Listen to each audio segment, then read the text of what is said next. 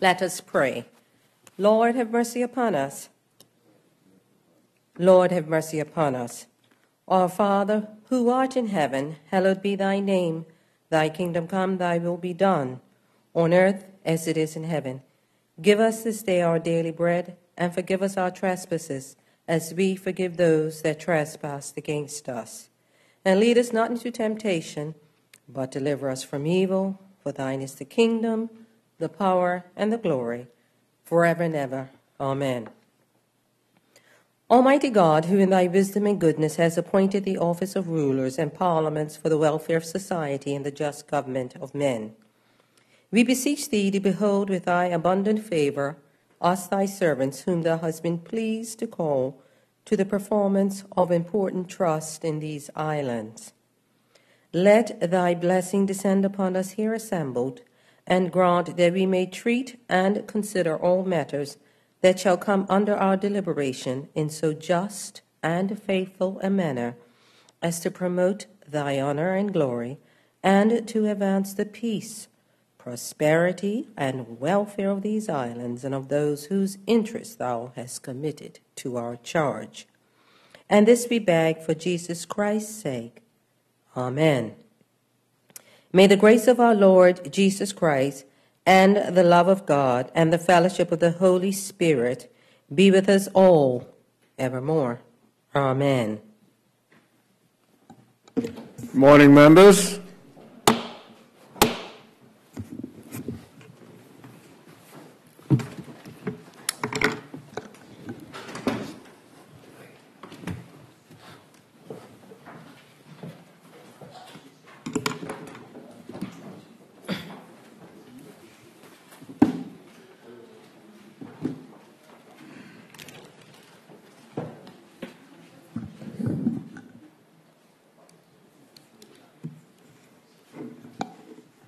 Confirmation of minutes. Members, the minutes of the sitting for March 1st and March 4th have been circulated. Are there any amendments or omissions to be made? There are none. The minutes stand confirmed as printed. Messages from the governor. There are none. Announcements by the speaker. We received notification that the Deputy Opposition Leader, Ms. Scott, will be absent today and is not well. So keep her in our thoughts. Messages from the Senate. There are none. Papers and other communications to the House. There are none. Petitions. There are none. Statements by ministers. We have one statement this morning in the name of the Minister of National Security. Minister? If it pleases you, Mr. Speaker. Yes, continue. Mr. Speaker, this morning I am delighted to provide this honorable House with an update on the prevention and intervention programs administered by the Gang Violence Reduction Team within the Ministry of National Security. Mr. Speaker, honorable members and members of the public will be aware that the Gang Resistance Education and Training Program, or GREAT, throughout the year, the curriculum is delivered to students in primary 6 and middle school M1. The program continues to rotate through the schools. Most recently, great graduation ceremonies were held at the Port Royal and Heron Bay primary schools. The program is on track to be delivered to all primary and middle schools by the end of the school year. Mr. Speaker, the delivery of this program has been made possible by the officers of the Bermuda Police Service and the Bermuda Customs Department, who have volunteered to be trained in the GREAT curriculum.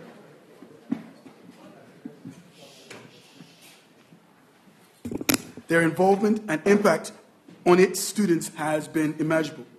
The Ministry of National Security anticipates that the training will also be offered to officers in the remaining uniformed services that it's under its remit. Mr. Speaker, on Thursday of last week, I had the opportunity to visit the LA Primary School to participate in a session of a pilot program.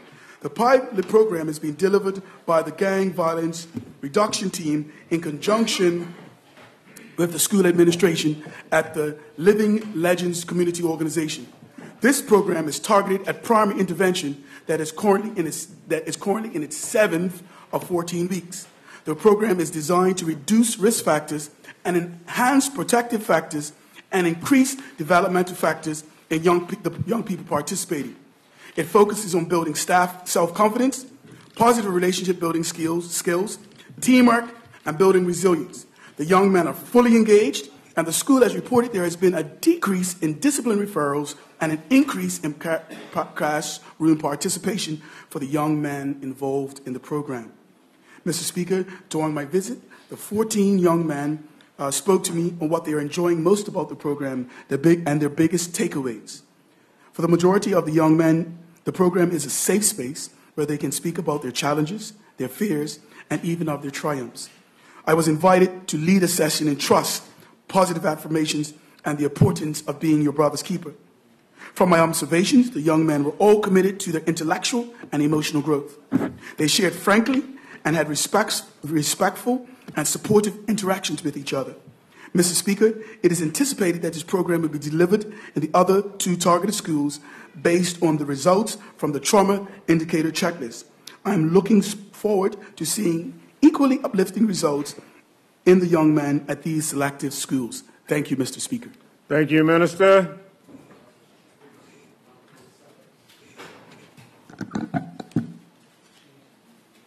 Reports of committees. There are none. Question period. There are none.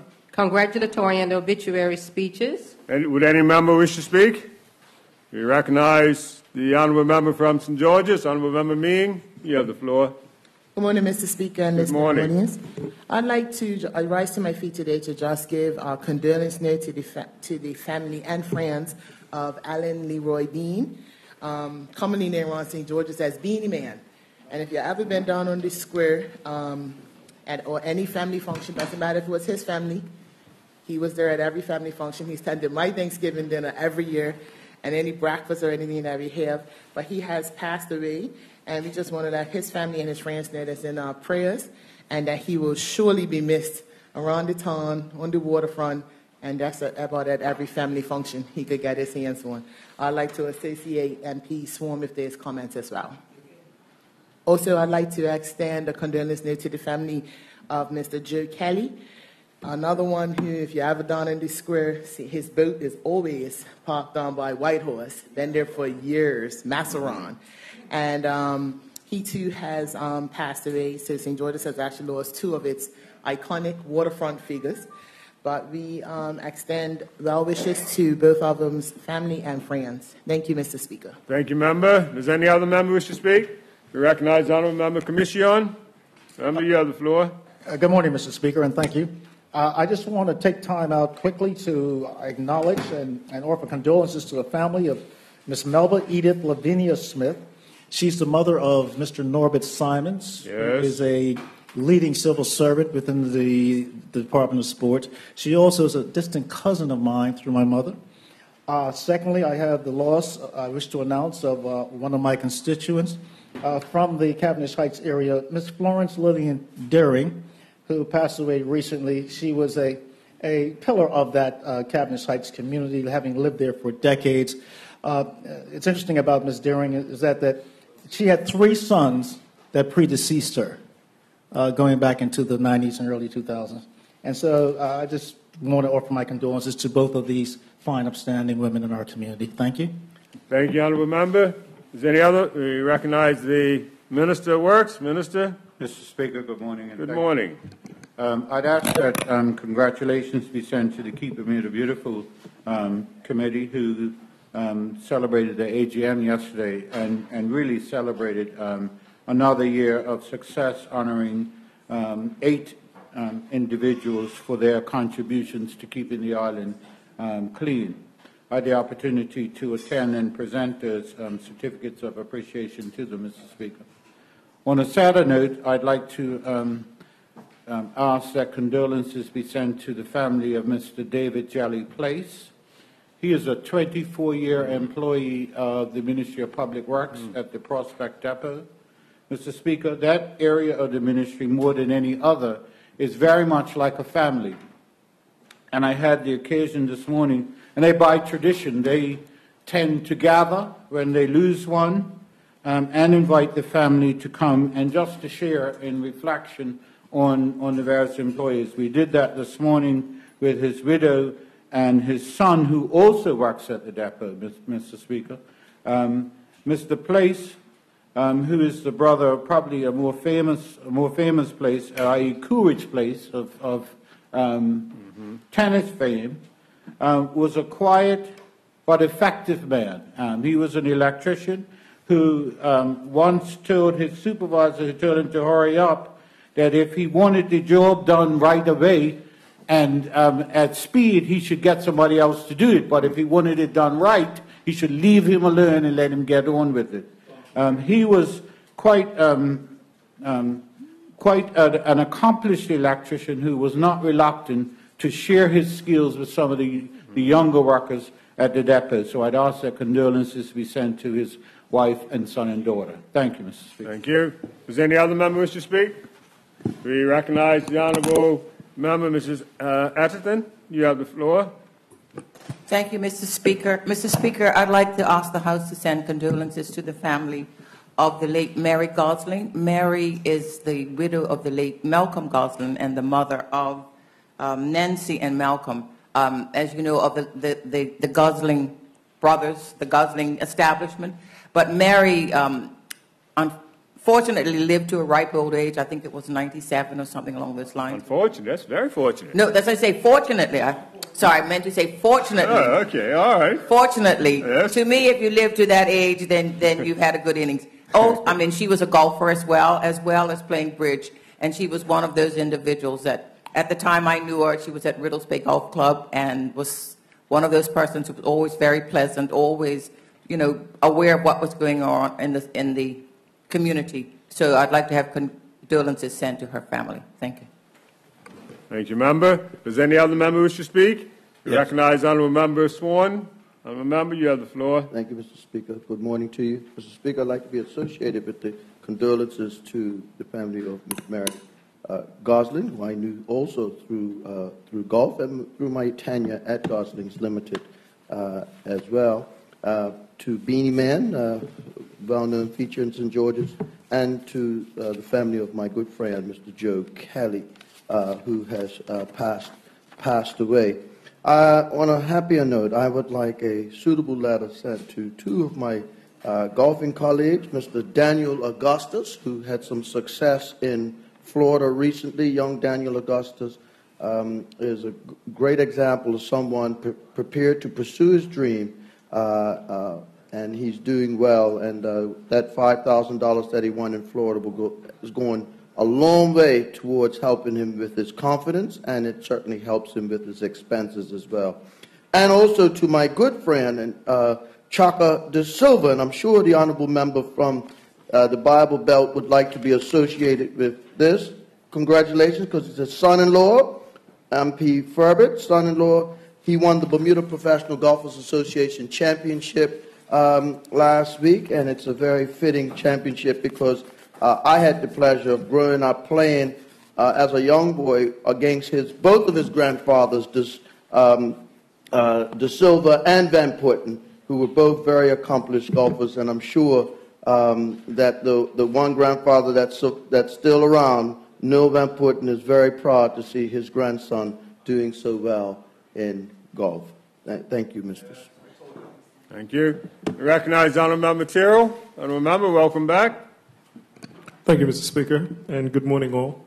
Mr. Speaker, I had the privilege of attending the recent Commitment Awards at the HSBC. We would all probably know them as Long Service Awards, but they call them their Commitment Awards.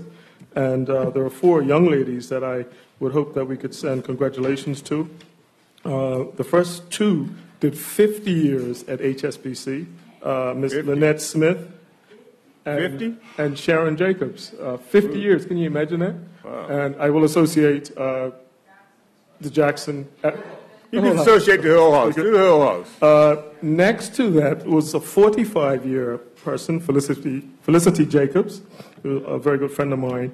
And last but not least, one that did 10 years, and I will declare my interest, Nikisha Terrell. Thank you very much, Mr. Speaker. Thank you. Does any other member wish to speak? Recognize the Premier? Premier, you have the floor. Thank you very much, Mr. Speaker. Mr. Speaker, on today, I am pleased to stand and ask that the House recognize and send congratulations to a young Bermudian who is a shining example of the rich talent which this country produces. There is a Bermudian goalkeeper. His name is Nathan Trott, and he plays for none other than the West Ham United Football Club.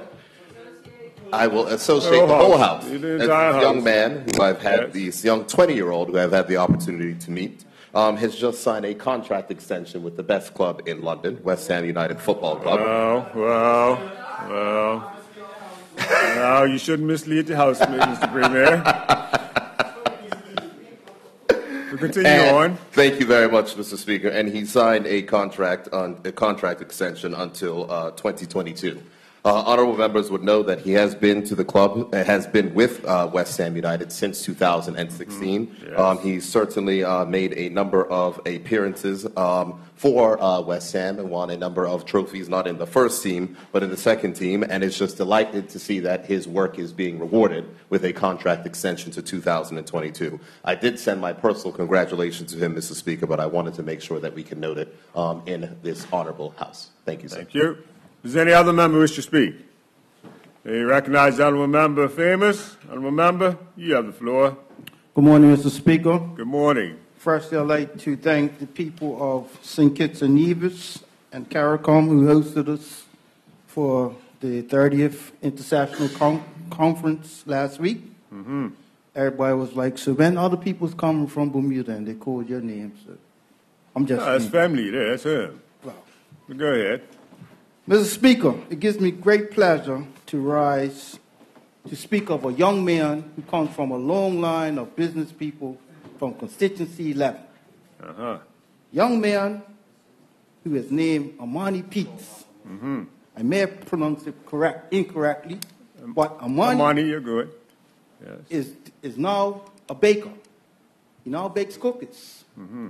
And he sells cookies for $1 each, so I'm taking donations on his behalf.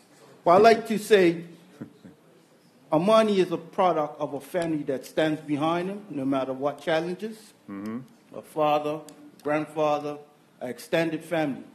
And what it is an example of some of us are differently able, but we're differently talented. Because many a young men, including myself, can't bake, but Amani can. So I'd like to ask the House to send a letter of congratulations to this young man and who will help to sell his cookies and to encourage his peers to do positive things. Thank you, Mr. Speaker. Thank you. Does any other young member wish to speak? No other member? We'll now move on. Matters of privilege. There are none. Personal explanation. There are none. Notice of motions for the adjournment of the House on important matters. There are none. Introduction of bills. There are two matters, government bills, yes. And you're going to do, okay.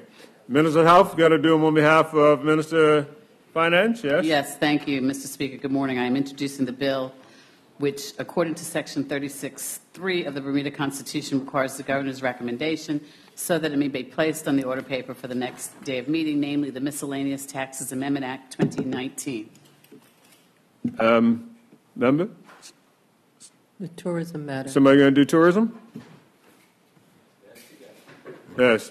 Thank you, Deputy. You can do the Minister of Tourism. Yes, I'll do it on behalf of the Minister of Tourism and Transport.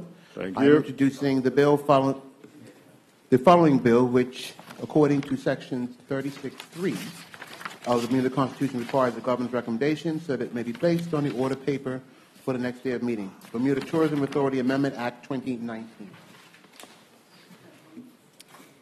Private members' bills. There are none. Notice of motions. There are none. Orders of the day. Members and listening audience, that brings us to the start of our orders of today. And as we all know, we're here for the resumption of the debate on the budget and Committee of Supply. And this morning, the first ministry that will be up for debate is the Ministry of National Security. And that will be led by the Minister, Keynes. But, Premier, would you like to move us to that point? Yes, thank you. Mr. Speaker, I move that the House do now resume in Committee of Supply to consider the estimates of revenue and expenditure for 2019-2020. Any objections to that? No objections to that?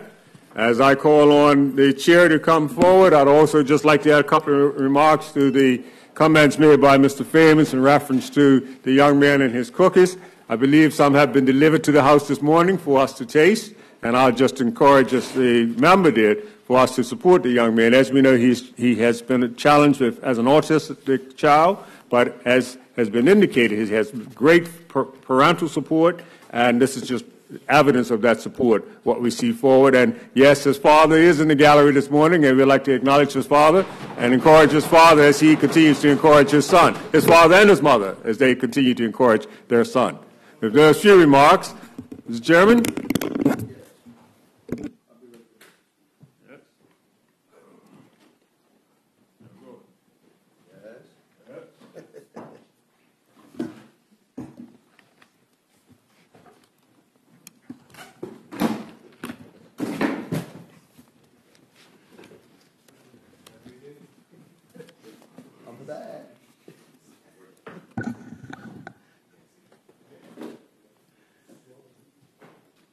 Good morning.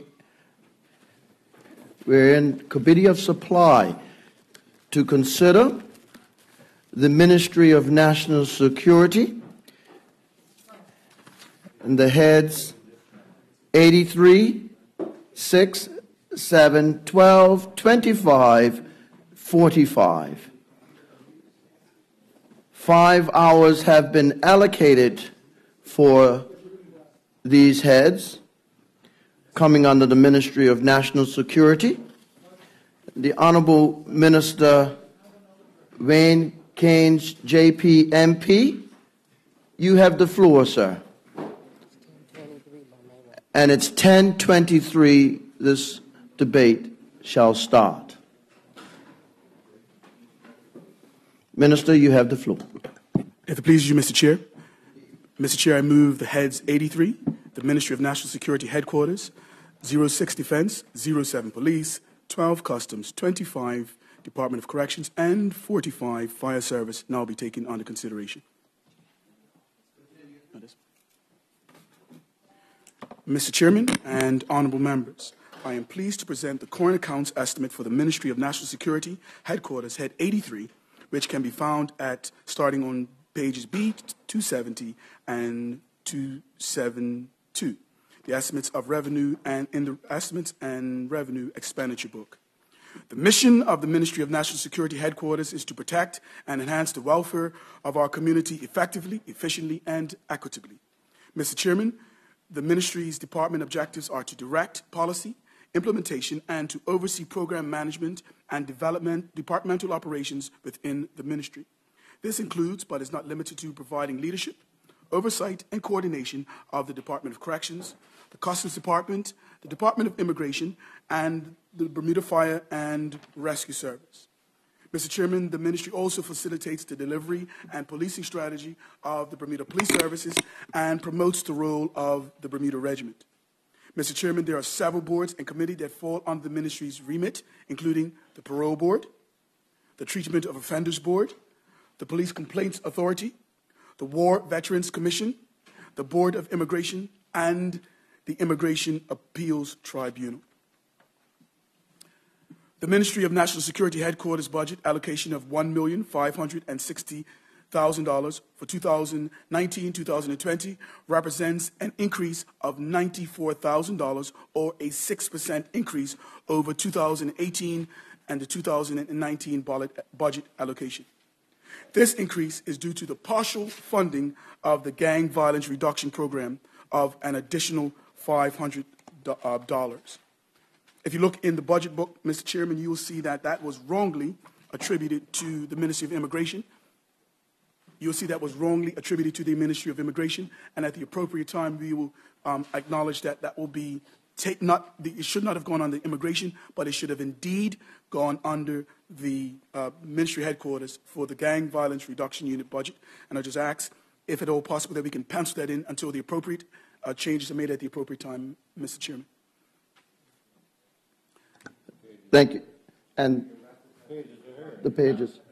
The erratas. And that was $500,000 also that you made mention to, Yes, Minister. sir. Thank you. The Ministry of National Security Headquarters has 7 full-time posts, of which 5 are funded and filled. Salary costs are $718,000 and $42,000 less, or approximately 5% less than the previous year. Mr. Chairman, the Ministry of National Security Headquarters has increased a training budget of $36,000 from an increase of $35,000 from the previous year. The increase is to cover the Disaster Risk Reduction and Mitigation Unit, or the DRRM, that goes overseas for training, development, to the Institute of Leadership and Management Training and accounting courses. The travel budget has increased from $21,000 to $45,000. The increase of $24,000 will be to cover the DRRM travel costs. The professional services have increased from $427,000 to $619,000. This is an increase of $190,000 or 45%. The increase is primarily for the local consultant services, which Just a point of clarification, Mr. Speaker. The Honourable Minister said that there was an increase from 427 to 619. Did I hear that correct? In the budget book, it says 619. Yes, but the errata that the Minister just handed out says a different number. So are we using the errata or the budget book? Thank you.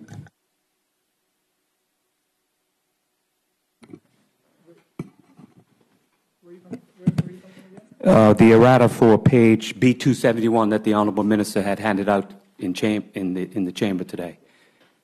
I believe that's what we're going from. That is correct. And the clarification point, I'm sorry? Yes. So the answer is yes. Yes, we have to tie in the statement to the errata. Thank you. Continue on, Minister. Professional services have increased from $427,000 to $619,000.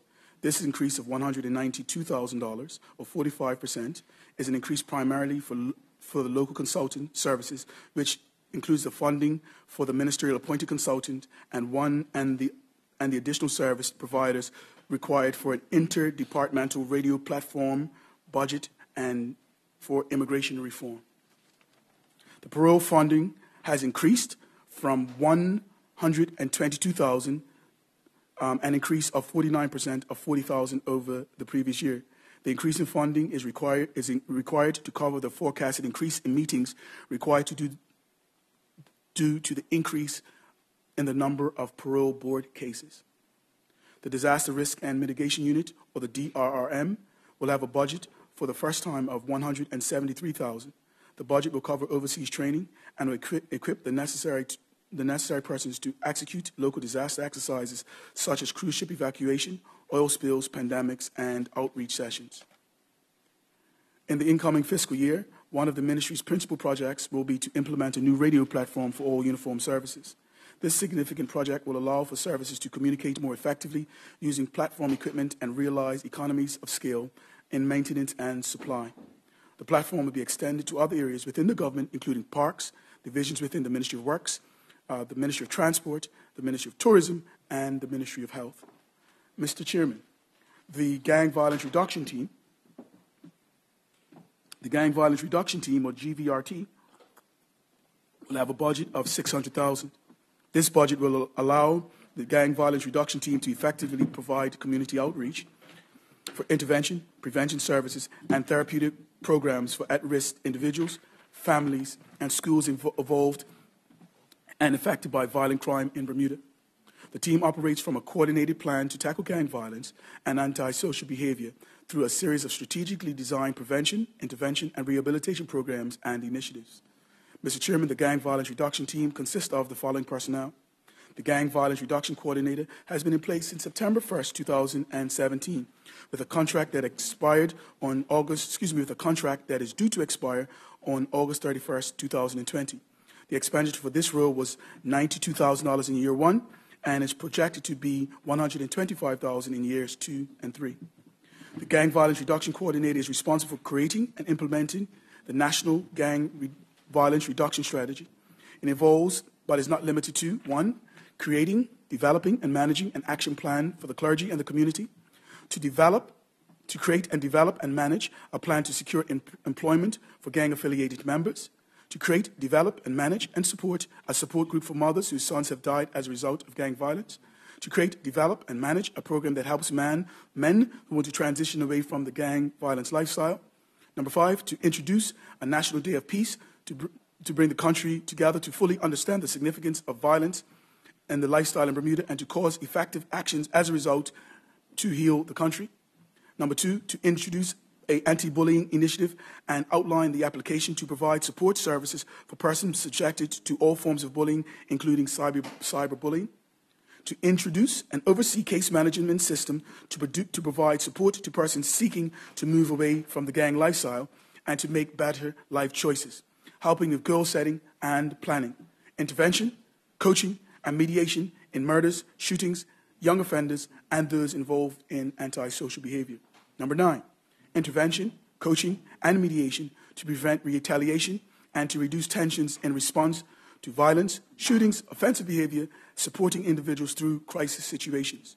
Number 10, to introduce therapeutic guarding initiative aimed at empowering individuals as entrepreneurs and providing them with sustainable options as alternatives to violence, drugs, and any other forms of antisocial behavior. Number 11, to introduce programs in the primary, middle, and high schools to discourage crime and antisocial behavior. The Youth Intervention and Prevention Manager. This person has been in place since April 16, 2018, with a contract set to expire on March 31st, 2020. The expenditure for this role is $85,000 per year. The Youth Intervention and Prevention Manager is responsible for working with young persons within schools. This involves, but is not limited to, developing, coordinating, and implementing a school prevention and at-risk program for prevention and high-risk students within high schools, alternative education schools, middle schools, and primary schools. Interventions, coaching, and mediation for young offenders are intervention and coaching and mediation for young offenders who are involved in antisocial behaviors. 3, to provide triage services and case management services which support youth seeking to get away from gang lifestyles, helping them to make better life choices, helping them with goal setting and planning sessions. Number 4, to provide instant management support services to school and community organizations that deal with youth and antisocial incidents. To manage the Gang Resistance and Education Program, or GREAT, in coordination with the Bermuda Police Service, the Department of Customs, and the Department of Education. Number 6, to collaborate with the Gang Violence Reduction Team on the ministry's prevention and intervention programs that target and in reduction and antisocial behavior and gang-related activities. Number 7, to manage the coordinated crisis response team as a community leader. The intervention, coaching, and mediation in murders, shootings, young offenders, and others involved with antisocial behavior. The Gang Violence Reduction Unit plans for 2019-2020. The plans to execute the following initiatives in the fiscal 2019-2020 are as follows. To hire 3 part-time community outreach workers. These outreach workers will go into at-risk neighborhoods, prisons, schools, and communities, and through direct intervention plans, programs with targeted at-risk individuals. 2, to launch Redemption Farm, a 12 to 16-week therapeutic incentivized farming program for at-risk individuals. Mom Bermuda, for moms whose sons or immediate family members who have lost their lives as a result of antisocial behavior, and they will host monthly support group sessions for women impacted by violence around the island.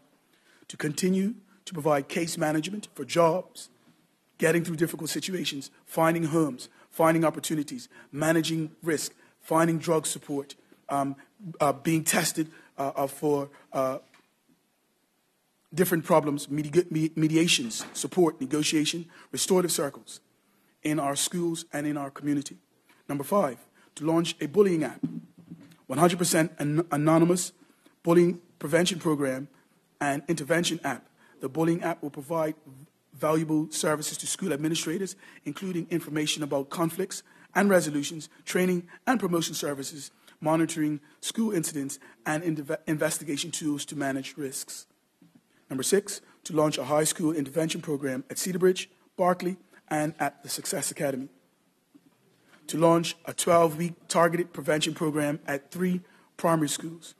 To launch a work placement mentoring initiative, a structured 4-week paid work experience providing targeted at-risk young people with opportunities for career exploration and skills development, which employs those who have participated in the high school intervention programs. Mr. Chairman, the Disaster Risk Reduction and Mitigation Team, or the DRRM, they will be engaged in the following projects. The cruise ships. The team will build on the preparations and exercises held in 2018 and engage stakeholders to develop contingency plans for the cruise ships, starting with the regular cruise ships that visit dockyard. Once completed, this will expand to other ports. 2, chemical facilities. The team will work with Seoul, Rubis, prisons, and the residents in the area at Ferry Reach to develop contingency plans for the fuel farm.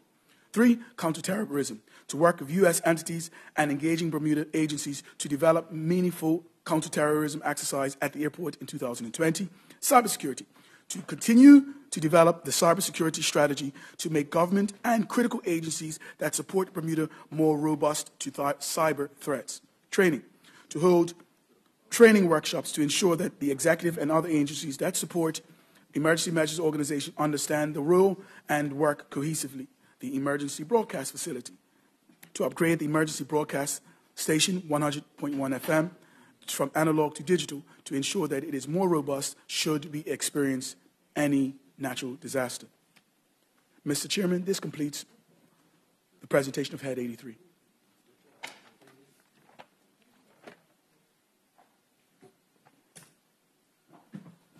Sorry, Mr. Chair, can I just ask a clarification before we go too much farther? Because the minister has indicated a change which is affecting what's the group that he calls?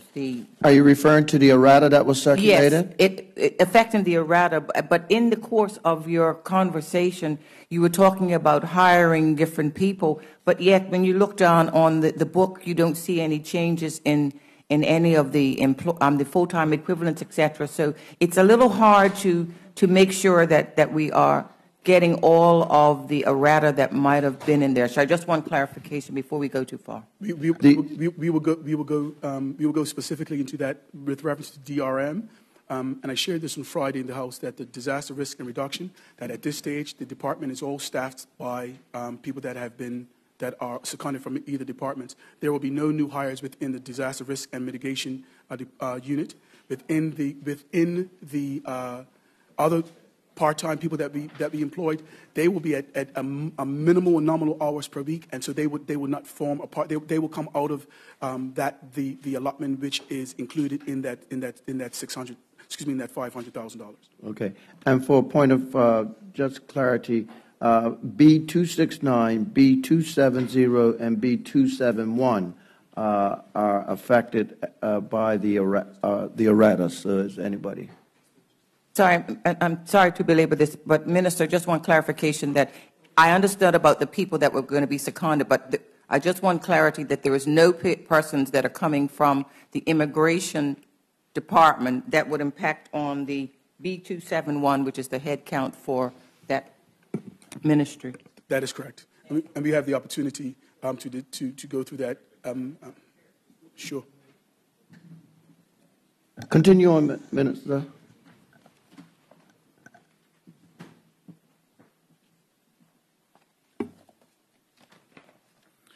Head 06, the defense. Mr. Chairman, Head 6 comprises. Mr. Chairman, Head 6 comprises of the Defense Department, the Royal Bermuda Regiment, or the RBR. The regiment's role is to provide operational capacity to support the civil authority. It performs a number of critical functions, including natural and man-made disaster relief, both on and off the island, internal security, state ceremonial activity, routine and specialist support for the Bermuda Police Service, military training, social cohesion, and youth development. The primary legislation affecting this department is the Defense Act 1965, the Royal Bermuda Regiment Governor's Orders of 1993, His Excellency Directive to the Commanding Officer dated the 21 of September 2018, the Bermuda Volunteer Reserve Force Act of 1939, and the Royal Bermuda Regiment Junior Leaders Act of 2015. The original estimate for 2017 to 18 is 7,208,886. With an increase, there will be no increase or there will be no change to 2019-2020. Mr. Chairman, under the authority of the Defense Act 1965, the Royal Bermuda Regiment's mandate is to be a military force maintaining the national standards of manpower, training, and equipment to enable it to perform its assigned roles efficiently and effectively.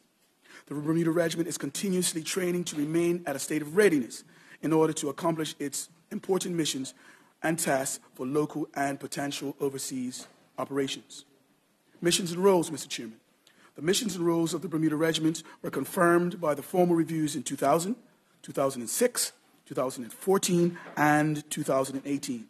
The extent of the mission is the Bermuda Regiment is to support the civil authority with security of Bermuda, its people and property, livelihood, and its interest in order to maintain normality.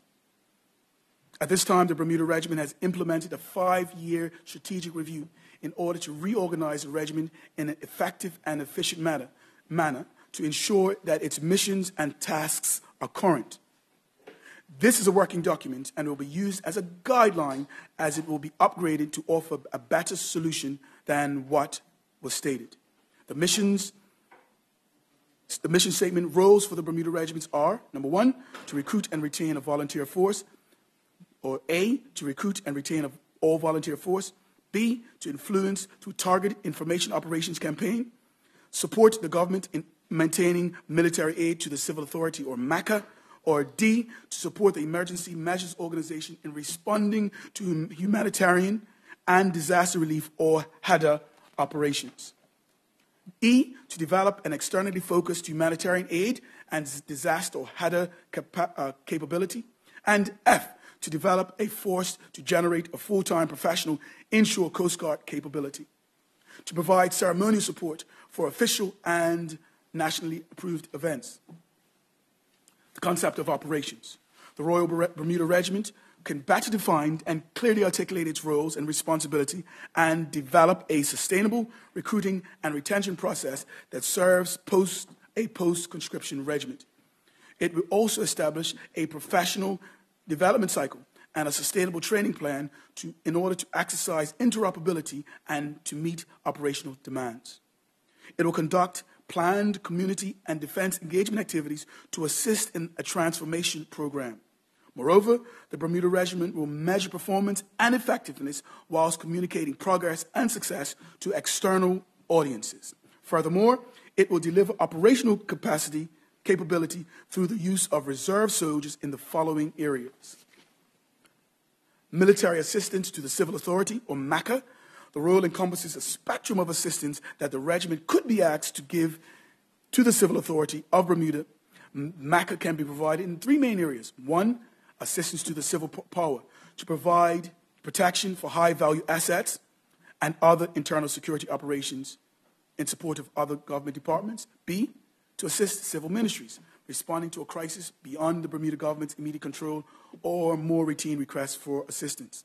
To assist the Bermuda society to the provision of voluntary military expertise, support the integration and the development of the people of Bermuda. In each case, the decision to embody the Royal Bermuda Regiment rests firmly with His Excellency the Governor, the Commander-in-Chief of the Bermuda Regiment, in consultation with the government and the commanding officer where appropriate. Humanitarian aid and disaster relief, or HADA. Royal Bermuda Regiment is mandated to assist the civil authorities in the event of a major disaster. either natural or man-made, that is befalling the island. The Commander-in-Chief will work with the Emergency Measures Organization to coordinate the deployment of the Royal Bermuda Regiment in order to protect and preserve the community and its property prior to, during, and after a disaster. Should a request for external assistance be received, the Government House will coordinate the potential deployment for the Royal Bermuda Regiment off the island. The Coast Guard. In order to secure Bermuda's territorial waters out to 12 nautical miles and in compliance with the Defense Coast Guard Unit Amendment Act 2018, the Royal Bermuda Regiment will develop a full-time Coast Guard with a capability that will undertake the following tasks once approved. A, law enforcement of the inshore waters. B, search and rescue coordinated by the Bermuda Maritime Operations Center. C, support HMS Customs to interdict maritime and smuggling operations. D, to support the Bermuda Police Service working in a joint hybrid model at first, working as a joint hybrid model at first, through training, development, and then adopting a joint operations currently with a view to take over the affairs solely after a period of time. To support the Department of Environmental and Natural Resources to enforce fisheries regulations, and F, to support the Department of Marine and Ports to enforce maritime regulations and to ensure maritime and border security. Funding, Mr. Chairman. The total funding for the Defense Department of Defense for the coming year is $7,208,000. $7,208,886. This reflects no change from the 2018-2019 budget for defense. Capital funding. Mr. Chairman, the Department of National Security has approved $246,560 in capital acquisition funding for the Department of Defense. This funding will allow the Bermuda Regiment to continue with its vehicle replacement plan, with additional funding for its much-needed replacement for computers, office equipment, and kitchen equipment. Personnel. Mr. Chairman, the Bermuda Regiment employs 31 full-time staff. All besides 3 are full-time military personnel. The 3 civilian staff are employed in the administration of recruitment, accounting, and grounds maintenance at Warwick Camp. Output measures and objectives. Mr. Chairman, the regiment has successfully completed its preparations for training for the past hurricane season. In February, the Bermuda Regiment had a successful recruit camp with 25 volunteers participating. There will be an additional recruit camp in July 2019. Preparatory training has been established for 3 overseas training events. These are as follows. The Potential Junior Non-Commissioned Officers, or the P, Junior NCO Carter, or Cadre, will be held at Camp Lejeune in North Carolina in May 2019 with a combination of a leadership training course. B Company, HADA,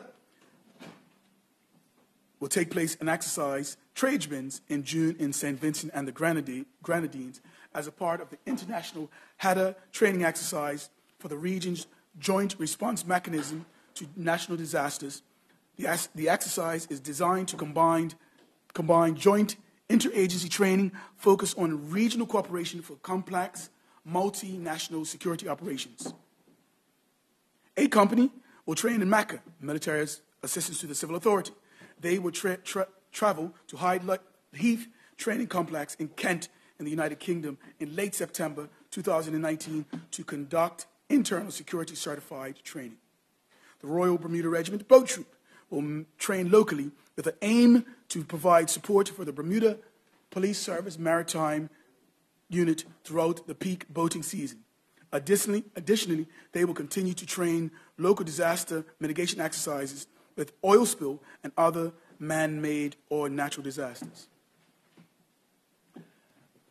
Major achievements. Mr. Chairman, in 2018 and 2019, the regiment again demonstrated its enduring agility, resilience in January 2018 and in July 2018, with a total of 65 new recruits they entered the gates of War Camp. This was the first time in history that a summer recruit camp was coordinated in order to attract young males and females, once completing high school. The Royal Bermuda Regiment, it achieved its aim. So 100 volunteers last year, with a view of doing the exact same thing this year. not 100. We have 65 new recruits entering its gates last year, with a view to do the same thing again this year. The Royal Bermuda Regiment provided security and marshalling for the International Bermuda Triathlon in April 2018, dedicating a reinforced platoon on the ground, including senior officers operating at the Joint Service Command Center. The Royal Bermuda Regiment's potential non-commissioned officers, Carter, was deployed in North Carolina, Camp Lejeune, with 30 students being assessed and trained in a quite demanding environment. The Royal Bermuda Regiment continues to work closely with the Bermuda Police Service in the Joint Services Explosive and Ordnance training as they conduct monthly training sessions. The Royal Bermuda Regiment platoon will continue to support the BPS on the waters, conducting regular civil authority training operations. The Royal Bermuda Regiment's Special Constable Training Recertification Program is continued with 40 soldiers being authorized in April 2018. The Royal Bermuda Regiment conducted regular annual ceremonial parades, including the beating of the retreat ceremonies in 2018, and is prepared to continue for 2019 ceremonial schedule. The Royal Bermuda Regiment have developed B Company as a ceremonial company, which also acts as a head-out company. The Royal Bermuda Regiment sent 2 members of boat troop to the Cayman Islands to train with the defense engagement activities. The Royal Bermuda Regiment attended the 5th meeting of the Caribbean Regional Information CROC between June 18.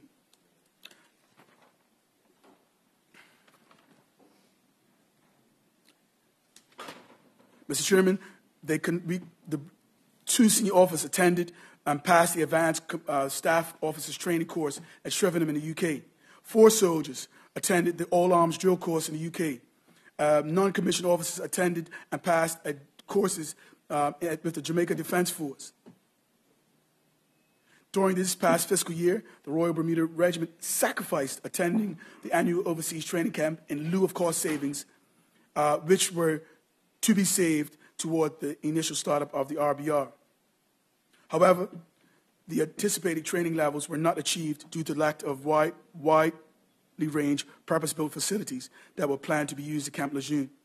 The Royal Bermuda Regiment conducted a National Academy of Police diving course and certified 3 soldiers and 2 police services personnel for the dive team management, police special response diving physiology, the dive team equipment, underwater search and recovery, underwater crime scene investigation, emergency medical technology, underwater crime scene photography, lift bag skills, police tactical and diving, along with hull and seawall searches. Mr. Chairman, the Royal Bermuda Regiment is an organization with proud traditions and has a structure, ethos, and training management which is now being transitioned into a hybrid unit. The organization is being modified and being designated for what Bermuda needs, and today the terms of military capacities and output. Over the last 20 years, many reviews and surveys have conducted but have never been fully acted upon. The Bermuda Regiment needs to adopt its requirements for a 21st century Bermuda. The strategic review in 2018 is it's a breathing document. It's being utilized to make decisions that will contribute to its success.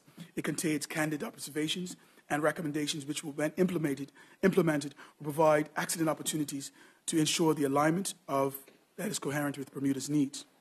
It is an opportunity to transform the Royal Bermuda Regiment into a bespoke organization which is more efficient and effective and professional. It will be able to respond to the events in Hedda and Macca and in maritime domains, supported by a mix of full-time and part-time soldiers, held at a graduated state of readiness. The Royal Bermuda Regiment will be set to provide valuable services to the government as it moves to the second half of this century. The end state will be to demonstrate a fully operational header and maritime security unit and MECA. Its capabilities will be underpinned by a coherent defence engagement plan with agencies on and off the island, including the UK Ministry of Defence and other partner nations. The Royal Bermuda Regiment's narrative is articulated by a communications plan targeting internal and external audiences. The Bermuda Regiment will recruit all year round with flexible intake recruits, with flexible recruitment intake programs, attractive terms of service, along with career paths that are clearly defined to recruit potential officers and soldiers. The Royal Bermuda Regiment will design a pathway of education and training. As the competency of our people improves, we believe the service will improve with the delivery service of the Bermuda Regiment will also improve. Mr. Chairman, the Bermuda Police Service, it can be found at B20, it is head 07. It can be found at pages B278 to 281. The objectives, Mr. Chairman, the mission of the Bermuda Police Service is making Bermuda safer by engaging 5 priority areas. Number 1, tackling crime and antisocial behavior. Number 2, engaging with the community. Number 3, making our roads safer. Number 3, investing in our people. And number 4, by optimizing technology. The priorities of the Bermuda Regiment, Mr. Chairman, the Bermuda Police Service continues to operate in austere times along with other sectors in our community, meaning with limited resources, the resources must be deployed strategically. It is important for the Bermuda Police Service to be focused on significant threats to public safety in Bermuda, as well on the things that most impact the feeling Bermuda's confidence in our community and to keep the people of Bermuda safe. To that end, the police have committed to the following priorities for the next fiscal year. Number 1, tackling crime and antisocial behavior. The escalation of gang tensions led to unprecedented levels of gun violence. The development of the gang violence reduction strategy was developed in 2010. It provided a framework for enhanced law enforcement approach to reducing crime, coupled with opportunities to partner with agencies in the community, involvement in tackling program from all angles. The BPS will refresh the strategy and ensure that it continues to reduce the harm caused by the violence attributed to gangs and criminal use of firearms. The BPS will continue to work with and partnership with those criminals who pose the greatest threat to our communities. The BPS will further invest in government and training community partners that will deliver an integrated offender management strategy and framework alongside the education and prevention programs. The BPS will continue to work with partners within the framework of the Interagency Gang Task Force associated with the Interagency Gang Enforcement Team, the IGAT. The Interagency Gang Response Team Unit and the IGF combines a strategy with enforcement and community support. Again, I want to say that again, Mr. Chairman. So this strategy of the BPS, outside of the first points, they will partner with, the first part is the de-escalation part through policing and policing strategies. The second part, they will continue to work within the framework with the Interagency Gang Task Force and it's associated with the enforcement team and the Interagency Community Response Team. The team will work to a combined strategy to enforce with enforcement in tandem with community support. The BPS will assess the risk and provide the appropriate intelligence-led policing response to local nightlife activities, sporting events, and the newly introduced police licensing coordinator role. The police will also mount visible and effective patrols wherever needed to reduce crimes and antisocial behavior. The police will monitor trends in organized crime and continue the excellent working relationships that have been forged with international law enforcement partners to protect against the mount appropriate responses to threats from terrorism, cybercrime, organized and financial crime. The Bermuda Police Service initiatives that prevent crime and reduce offending. The Bermuda Police Service will collaborate with the criminal justice partners and other local organizations to help to develop a system for restorative justice in Bermuda. Finally, the Bermuda Police Service has investigated resources to address victim vulnerability and other aspects hidden harm, notably domestic abuse and child exploitation.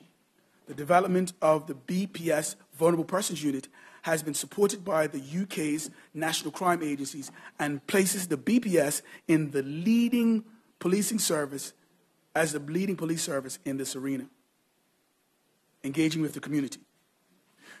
The Autumn Throne speech highlighted the Bermuda Police Service intention to introduce parish constables and a service accessible and visible in our local communities. Officers have been selected for the parish constables' roles and will begin their duties this month. And the community launch event is scheduled for March 14th. With the community launch event, additional officers from CID will be locally deployed to work alongside the parish constables in the community police stations. The BPS will continue to develop and support community action groups, particularly those neighborhoods that will benefit mostly by that enterprise. Aided by the Community Action Group, or CAT, the BPS will enhance public confidence by developing and implementing local solutions to local problems in their areas. The BPS has introduced a new independent advisory group to act as a critical friend to the service and the development of policy, the practice and community engagement. Further, discussions will continue to introduce a police authority. The authority referred to in the Autumn Throne speech will provide independent oversight on policing matters and enable greater liaison between local community members and the direction of the Bermuda Police Service. Problem-oriented policing and partnership strategy remains the cornerstone of police operations. The Community Action Team officers rely on partnerships to build stronger communities. The Bermuda Police Service will make every effort to provide greater consistency in providing local community officers so that the relationships in the neighborhoods are level and are strong and are enduring. Strong enforcement will be complemented by strong education, prevention, and diversion efforts. The police will continue to deliver great gang resistance education and training program in partnership with our schools and Bermuda Customs Department in an effort to weaken the grip on gang culture and our young people.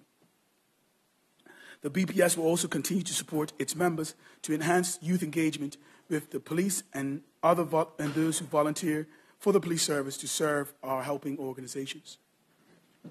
Good communication sits at the heart of strong relationships. The BPS will develop media strategies and expand the use of its website and social media sites to keep the public informed and engaged with the rest of the news, with the latest news from the Bermuda Police Service, making our roads safer.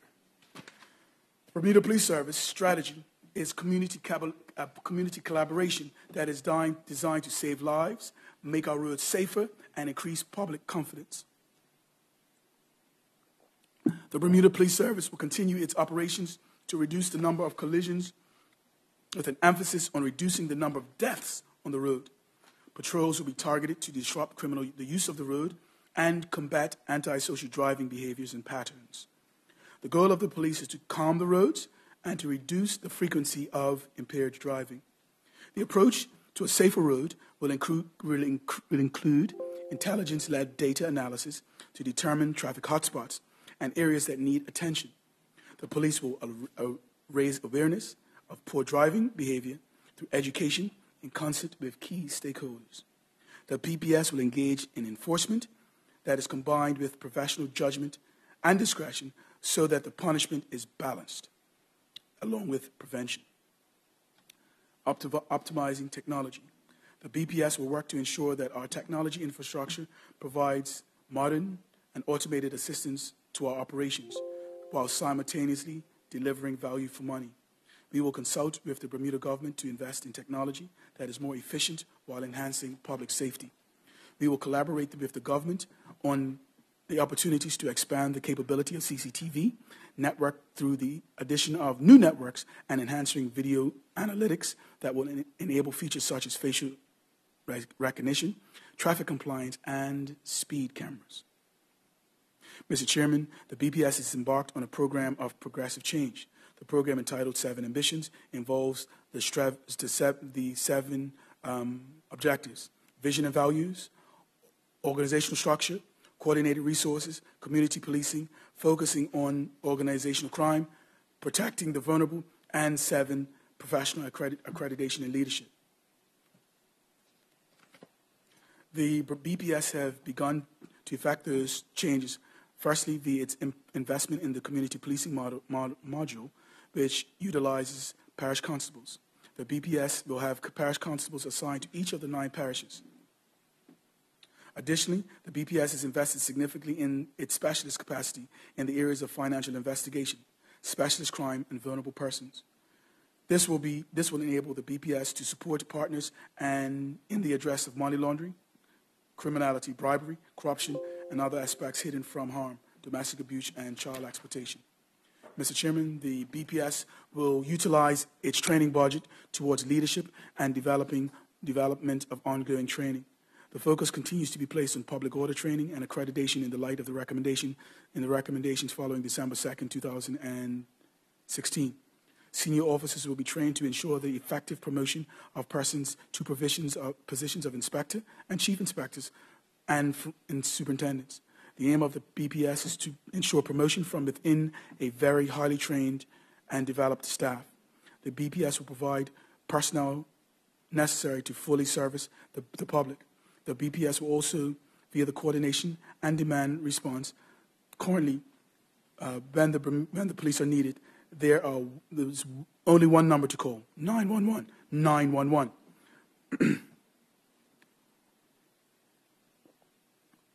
Not every call into the police come-ups is an emergency, warranting an instantaneous police presence. The BPS will install a secondary number for non-emergency calls. The service needs to ensure that officers are ready and available for emergencies. The installation of a second number will ensure that officers can be deployed strategically. Mr. Chairman, to ensure increased officers on the streets, the BPS have reviewed the entire organizational structure with a view to civilianizing positions not requiring warrant cards.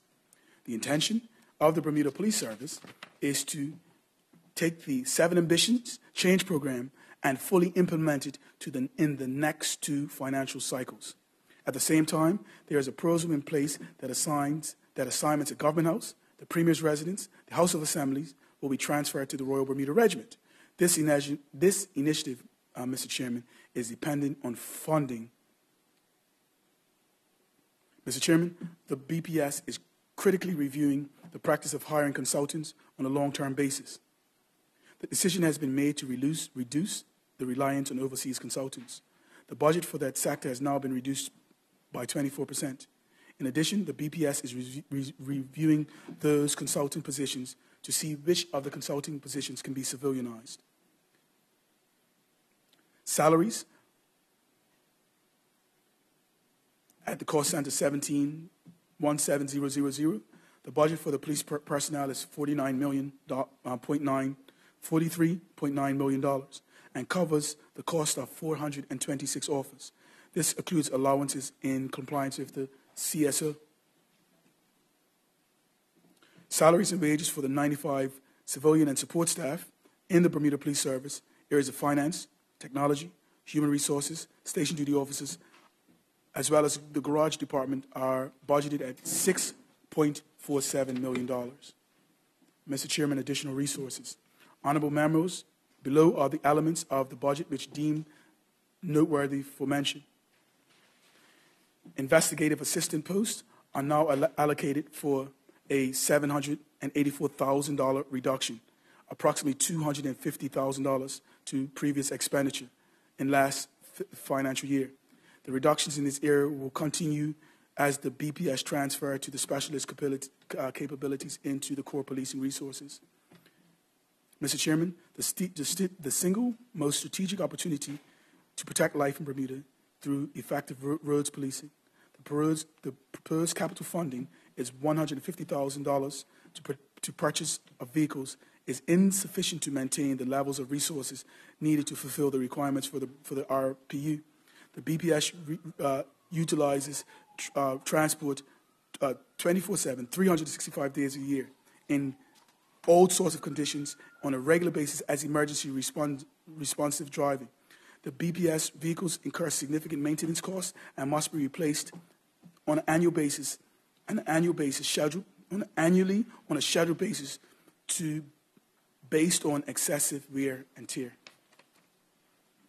The BPS is cognizant of the current climate faced by the government and has made continues for this next fiscal year. The BPS was given $83,000 to replace a generator which services the intelligence department. The generator was purchased in 1987. It is 31 years old. Its life expectancy of the generator is way past the 20 years, and the generator is operating beyond its useful life expectancy and is at risk of imminent failure. Mr. Chairman, the BPS was funded for $200,000 for capital funds for key IT initiatives to be carried out in next year's fiscal. In fiscal 2019-2020.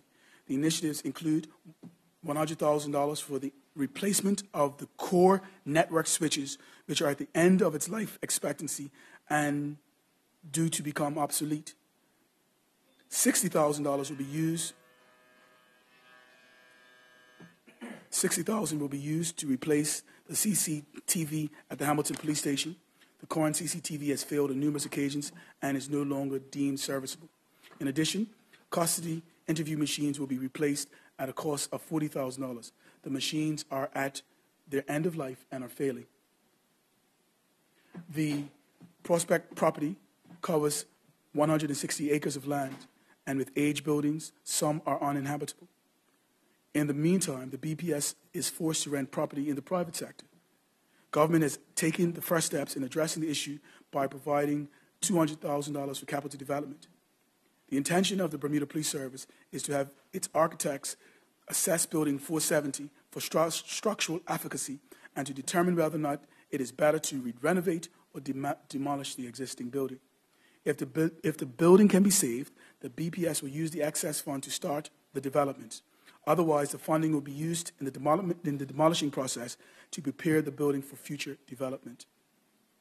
It is an intent of the Bermuda Police Service to review all buildings in the future, and with the assistance of the Bermuda government, come up with a long-term strategy for the valuable property.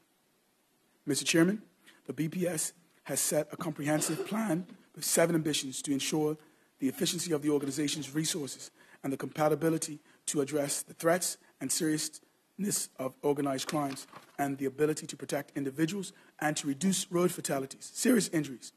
Additionally, the BPS has met with the commitments within the throne speech. The BPS budget is based on a 70% allocation of employee salaries. Any budgetary cut would have significantly had an adverse on the ability of the BPS to maintain the required levels of resources to meet the demand. Therefore, thank you.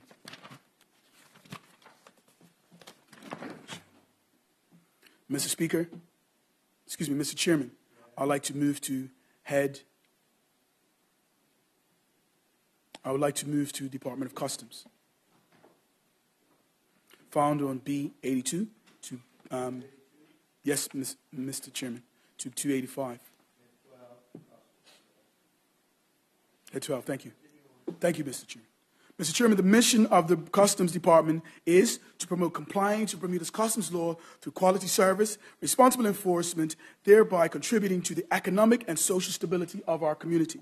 Objectives: the department has the following objectives: to assess and collect customs duty on fees on imported goods, to enforce customs laws, and to administer statutes in controlling the international movements of goods and people, to prevent the smuggling of drugs and other illegal commodities, enforcing international conventions for environmental protection, money laundering, and agency work for immigration, health, transport control, and the environment, to provide additional information for the assistance to the public regarding customs laws and regulations.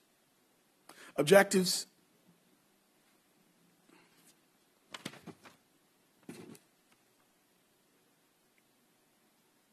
The budget allocations for the airport shift A is $2,049,000.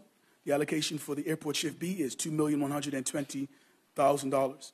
The objectives shared by these cost centers are as follows: an examination of the control of the civil aircrafts, passengers, and the freight arriving into Bermuda, primary immigration control of arriving passengers, enforcement of customs laws and regulations with respect to passengers and baggage, collections of customs duties and fees, supervisions of controls of all bond exports, liquors, and tobacco by air. The agency will work with the Departments of Health, Environmental Protection, and the police, the prevention and interdiction of all restricted and prohibited goods entering Bermuda. These goods include plants, fruits, animals, firearms, pornography, prohibited weapons, and illicit drugs, carrying out inspections on courier cargo. The budget allocations for investigations and audit section is $973,000. The objectives of this section are as follows: investigation of all suspected revenues offenses, completion of case files, including recommendations for disposals of cases where applicable, and level penalties to carry out the inspection of imported and exported cargo, to audit declarations of imports and exports for accuracy, compliance, with regular focus on bonded operators and local inland clearance agencies. The budget allocation for the commercial operations are $926,000. The objectives of this section are as follows: to authorize the release of imported goods, interdiction of illicit goods, to control restricted goods, the maintenance of prescribed service levels to clients, the acknowledgement of correspondence within 3 working days and responding within 10 working days, providing guidance to the public with customs laws and processes. The budget allocation for administration section is $4,578,000. The objectives of this section are as follows: processing all entry documents in accordance with our prescribed quality of service levels, to ensure that all customers' correspondence are dealt with in accordance with our prescribed quality of service levels, to provide legislative, and financial, budgetary, and administrative, and general operational services for the department. The budget on vessel clearance section is $1,323,000. The objectives of this section are as follows: the examination and control of all seabound vessels arriving in Bermuda, including private yachts, cruise ships, and cargo carry vessels. The primary immigration controls on individuals arriving in Bermuda via ocean. The enforcement of customs laws and regulations with respect to cruise ship passengers and their luggage. The collections of duties and duty fees. Interdiction. The budget for interdiction is $4,108,000. The objectives of these sections are as follows: the collection of analysis and managed dissemination of intelligence, cross-border movements, illicit items, suspected persons, and data on suspicious activities, and to enable a risk-based, focused customs enforcement environment. Carrying out inspections of courier, cargo, and postal packages, the interdiction of illicit goods, and the control of restricted goods. The Seaport Enforcement Team. The budget is $868,000.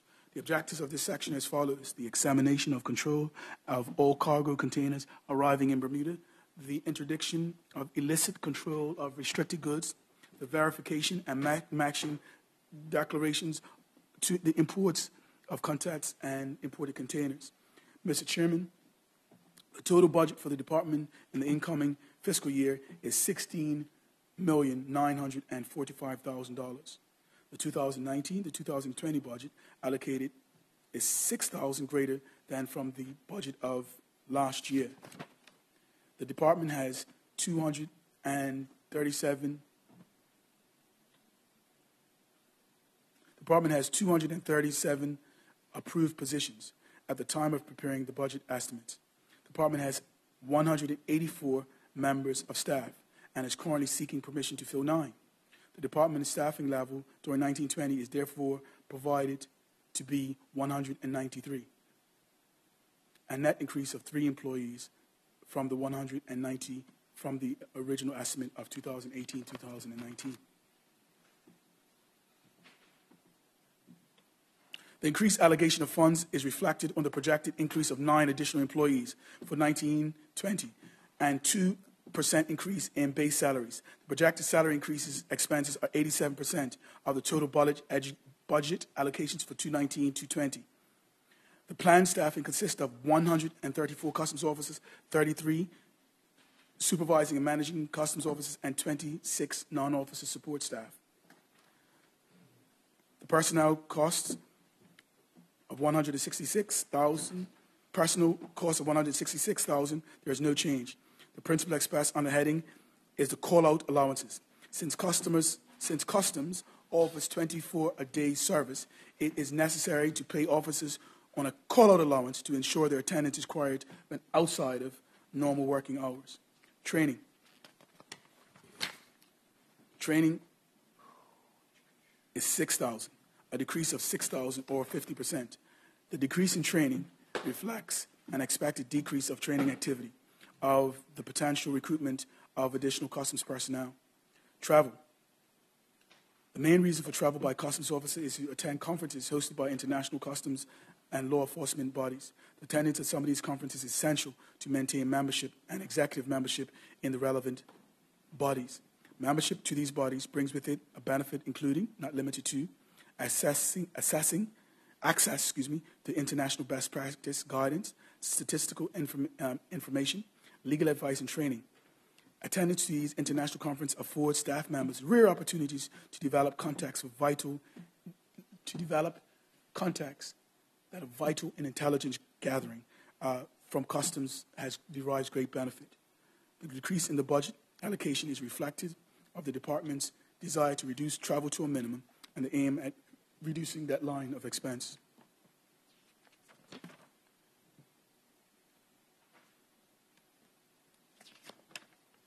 Professional services costs consist of contracted charges, membership in the World Customs Organization, and the Caribbean Law Enforcement Council.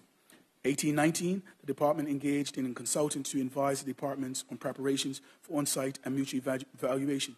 This engagement resulted in a higher than normal expenditure on professional services in 2018 fiscal year. Since then, there are no plans to engage a consultant in 2018-2019. The projected expenditure has been arranged and correspondingly reduced. 2017-2018, the Customs Department has occupied and rented 2 premises in the city of Hamilton. The 18-19 budget, the department moved from the premises into a building on 131 Front Street. The elevated cost in 2018 represents the rental for the transition period when the department had to contemporaneously pay the rent for the facilities being vacated and the new facility that it was then moving into. This was partly due to the logistical reasons, but primarily due to the lease termination period of the 40 Front Street premises. Consequently, the rental expenses in 1920 is expected to be reduced by $70,000. The decrease in the allocation is primarily due to the termination of the maintenance contract for the air conditioning system. This contract is no longer required because the department has moved offices. Energy, $140,000, no change. Uniform and laundry, $94,000, no change. Materials and supplies, an increase of $6,000 or 3%. Input measures. Mr. Chairman, input measures have been established for the department shown on B84284 and B285. I'm pleased to provide the following results of measure. Since June 2016, the airport commercial operations sections ceased to operate. Therefore, there are no targets. Shift A. Shift A has collected force duty in the amount of $75,145,000. It is forecasted during this year the duty in the amount of $50,000 will be collected. The target for 1920 is $60,000. 1917-18, Shift A sees illicit items on 4 occasions. It is forecasted during this year the shift shall seize illicit items on 10 occasions. Airport Shift B. Airport Shift B collected force duty in the amount of $113,608.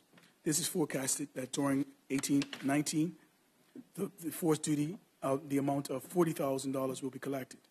1920 target is also $40,000. The Shift B sees 210 items. They seize illicit items on 210 times. It is forecasted that during this year, fiscal 2019-20, they will seize items on 60 occasions. The Investigations Unit.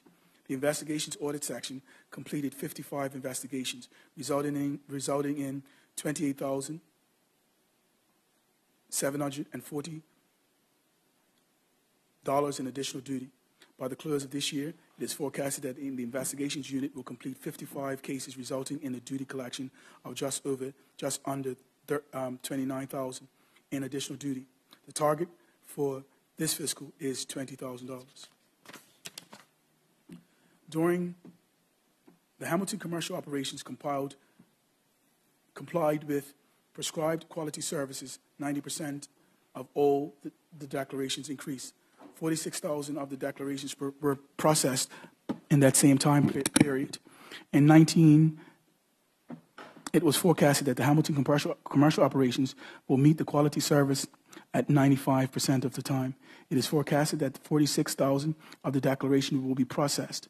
In 1920, the target outcome for that is minimum. The quality service levels will be achieved at 98%. Administration. The administration section met its established goals and assured that the BCDs were processed in compliance with the prescribed standards for 100% of the time. The average time between the receipt of purchase invoice and the authorization or rejection of payment was 5 days. In 1918-19, it is forecasted that the BCDs will be processed in compliance with the prescribed standards 100% of the time, and that the average time between authorization and rejection of the payment will be 5 days. Vessel clearance.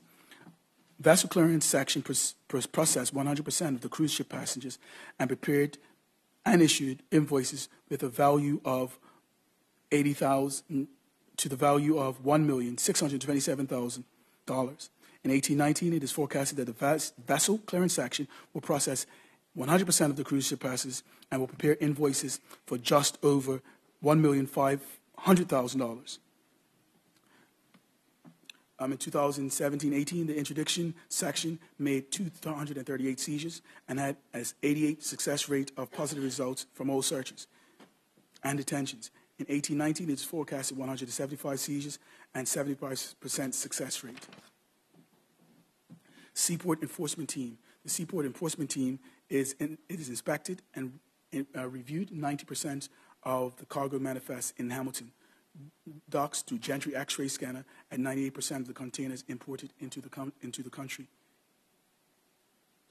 In 2019, the target is set that it will review 94%, and that the scan will do 96% of the containers in Bermuda.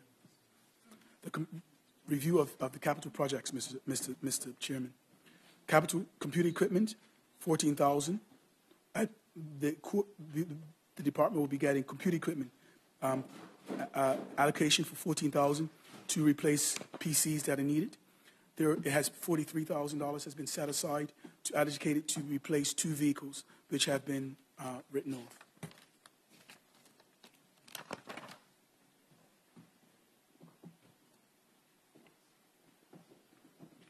Mr. Chairman, Head 25, Department of Corrections.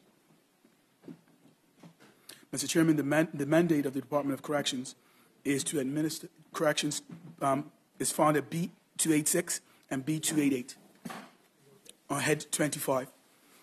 Mr. Chairman, the mandate is to administer sentences imposed by the courts under conditions in safe custody and well ordered in a community so that convicted persons can lead a good and useful lives on discharge.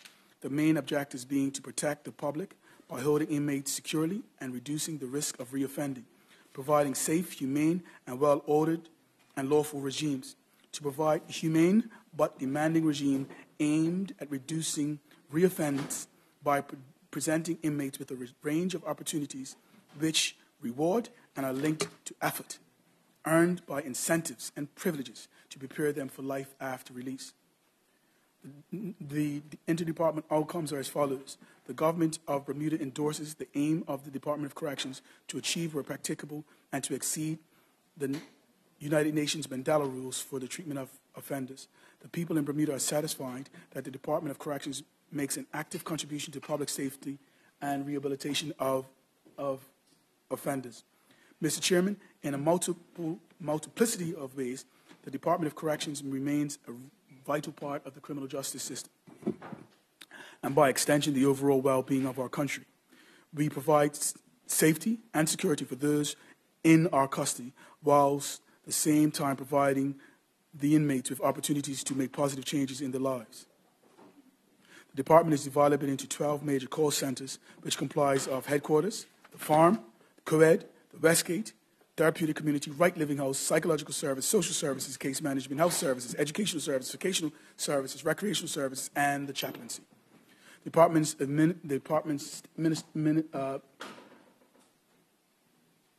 mission statement is to empower the inmates to be responsible and productive citizens. The department has responsible for adhering to the following legislation: Treatment of Offenders Act, the Prison Act, the Prison Rules, the Young Offenders Act, Senior Training Rules, the Prison Officers Rules, a section of the Mental Health Act, sections of the Parole Board Act, sections of the Criminal Code.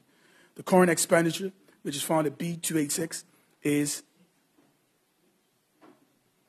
$25,082,000. It represents an increase of $101,000. Mr. Chairman, the budget provides funding for 231 full-time employees. In addition, full-time employees will fund facilitators and teachers for inmate programs. Headquarters represents $3,759,000, or 15% of the total budget. The Corrections Headquarters is under the direction of the Commissioner, the Assistant Commissioners, the Program Directors, and the Directors to centralize organization, the staff, and to coordinate training, security, human resources, programs, financial resources, policy direction in the Department. The budget will fund salaries and operating expenses for headquarters. The farm, $3,427,000, or 14% of the budget. The budget will allow for staffing for the farm facility, operating expense for inmate care. The farm is an adult, male, minimum security facility that houses, as of today, 93 inmates. The inmates must have completed the core of their sentence. Plans and requirements must be classified as minimum or low risk, and they will be housed at this facility. Inmates are also involved with work release programs, charity programs, and other ongoing projects within the facility. This year, 21 inmates were enrolled in the work release program. 15 inmates participated in the charity walk program. The plan for the upcoming fiscal year is to increase the number of inmates on work release and charity work program, being geared up for more facilitating the works of government departments. The plan for this incoming year is to increase the number of inmates on work release, and the work release programs will be geared to facilitating requests from government departments. This will be done in an effort to provide cost savings to the Bermuda government and to the people of Bermuda as a whole. The farm facility garden has supplied all of the facilities with fruits and vegetables, crops including beets, onions, lettuce, carrots, watermelons, and bananas. The total farm facility gardens reaped approximately 9,000 pounds of produce and has contributed to cost savings. The highlights from this 2018-19 budget include the animal program, which was very successful and will continue in this year. Chickens were introduced, and they laughed, but chickens were introduced when we said it last year, and the farm to date, and they have produced 3,180 eggs. They laughed last year. The farm facility will continue with its initiatives, and the second phase of these initiatives introduced last year will include the Farm Cooperative, the therapeutic program where animals that are owned by local farmers will be tended to by the inmates until such a time where they have matured. The inmates are gaining skills in animal care, farming, and the facility currently has goats and chickens. The pre-release program will continue It is designated to focus on improving the inmate's employability, social and human relations, and interpersonal skills in order to facilitate a successful transition back into our community.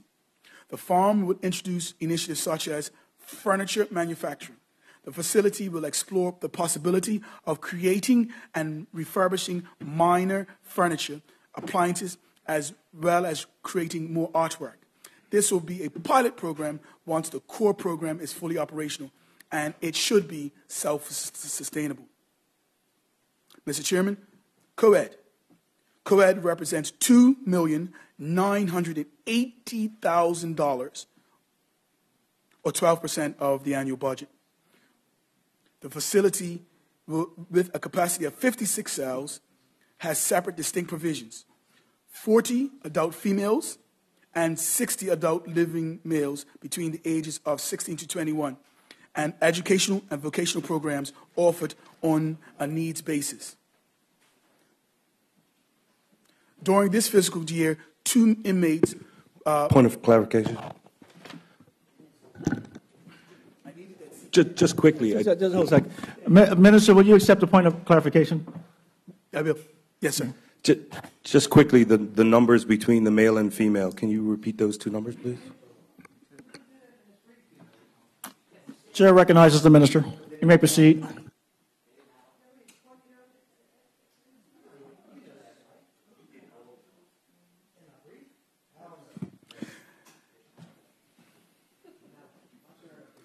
The facility, with a capacity of 56 cells, has separate and distinct provisions to house 40 adult females and 60 adult male offenders.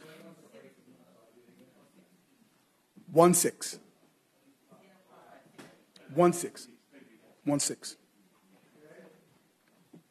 I apologize. Say that again, Mr. Chairman. I apologize. Thank you, Mr. Chairman. The facility, with a capacity of 56 cells, has separate and distinct provision to house 40 adult females and to house 16 young male offenders between the ages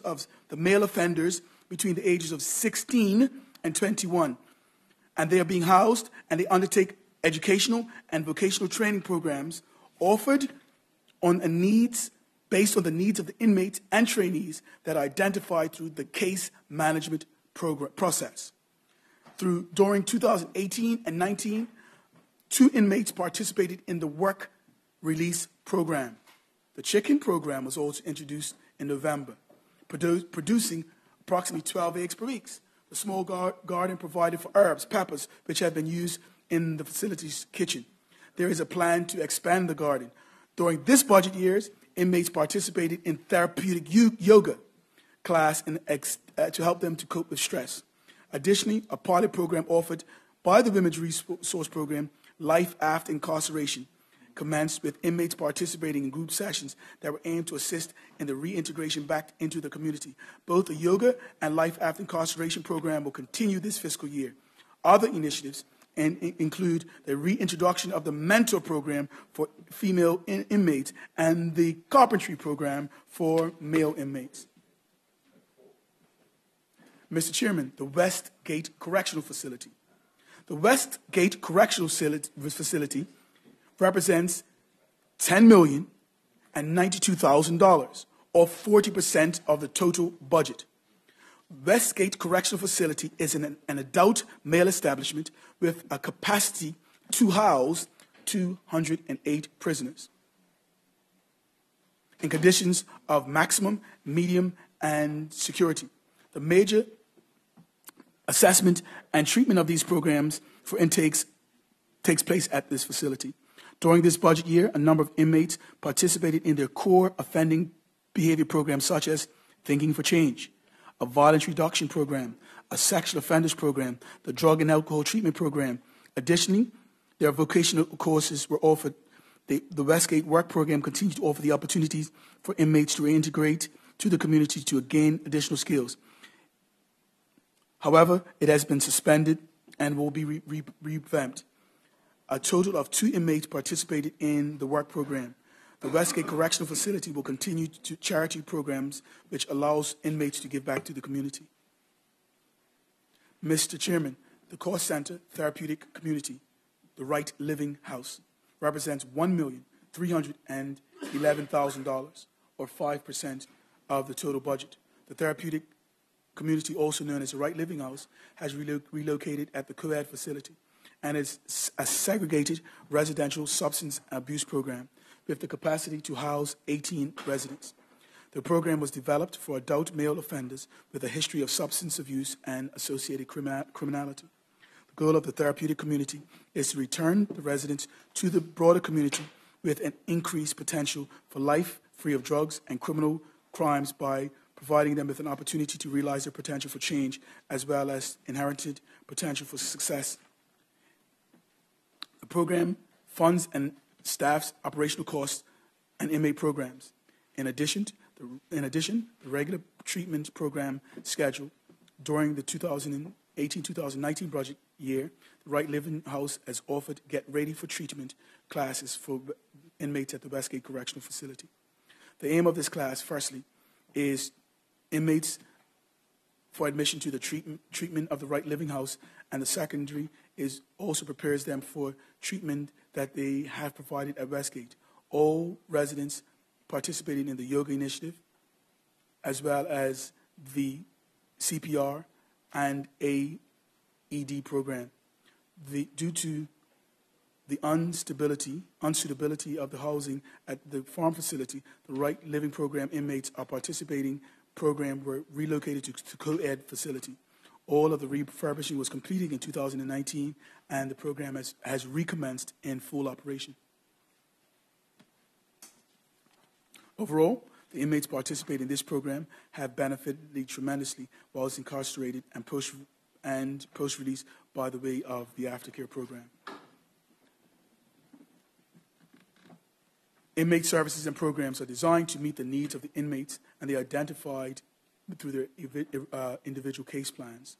The program team is a multidisciplinary team that provides various services programs, including psychological and social and case management, health, educational, vocational, recreational, and chaplaincy. Funding for inmate services is necessary programs to provide for tools, for resources for offenders to assist them in returning to society positive, productive, and contributive citizens to society. Psychological services, it represents $433,000, or 2% of the total budget. The funding provides salaries for 3 psychologists who provide psychological services for offenders at each of the 3 facilities, Westgate, the prison farm, and the coeducational facility. It must be noted that the department currently only has 1 psychologist. However, despite recruitment challenges, we are still trying to fill the post. Mr. Chairman, it is noteworthy that even though the department has not filled the post due to the shortage of people, we have been able to use psychologists in our community who fill those services on an ad hoc basis. So do not want to give you, Mr. Chairman, the misguided notion that there are no services being offered. There are ad hoc services being given on a consultative basis by psychologists in our community. There is a plan in place to attract and hire full-time psychologists into the prison services. The psychologists complete various assessments on individual offenders, including areas of risk associated with offending, emotional well-being, and adjustment, and personality factors, and cognitive functioning. In addition to assessments, the psychologists focus on the provision of intervention to meet offender needs. This can be both through group and individually based interventions. Interventions can include, but are not limited to, substance misuse programs, drug and alcohol education, drug and alcohol treatment and relapse prevention, violence reduction programs, sexual offender program, cognitive skills programs. The psychologists bring an evidence-based approach to working with offenders, which consists of making an objective and risk-focused decisions. The psychologists also support the training and recruitment team to help assess basic officer requirements, as to help with to provide training to recruits, custodies, and program staff. In addition to individual assessments, the therapy sessions have 43 inmates participating in 43 inmates are participating in offender behavior programs. In the upcoming year, it will be a challenge to maintain the increase as we did in the last fiscal year due to the anticipated staff shortages. However, the department is committed to exploring the resources outside the department.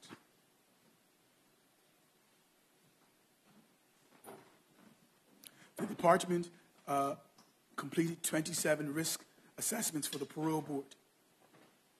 The intent of this year is the programs that will be offered as follows: drug and alcohol treatment program, relapse prevention program, cognitive behavioral psychotherapy program, sexual offender and treatment program, violence reduction program. Social services and case management, $728,000, a 3% of the total budget. Funding provides for 2 social workers and 5 case managers and assessment officers.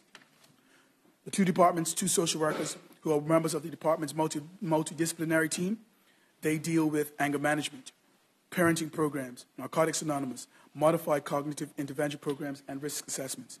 The social workers also assist inmates in securing employment, housing. They facilitate family support and intervention meetings. Key activities this day, they had the Father's Day and Mother's Day activities that were held for inmates at COAD and at the farm and at Westgate. The aim of these activities was to strengthen relationships between fathers and the children. 18 inmates participated in the Thinking for Change program. This is an integrated cognitive behavioral change program which assists inmates improve their problem-solving skills. There are 5 case managers and assessment officers. There is 1 post vacant. This post is a key element in helping to create the objectives to prepare inmates to a return to the community as law-abiding, productive, responsible citizens. The initiative for this year includes a training program, an integration program that assists inmates reintegrating into society.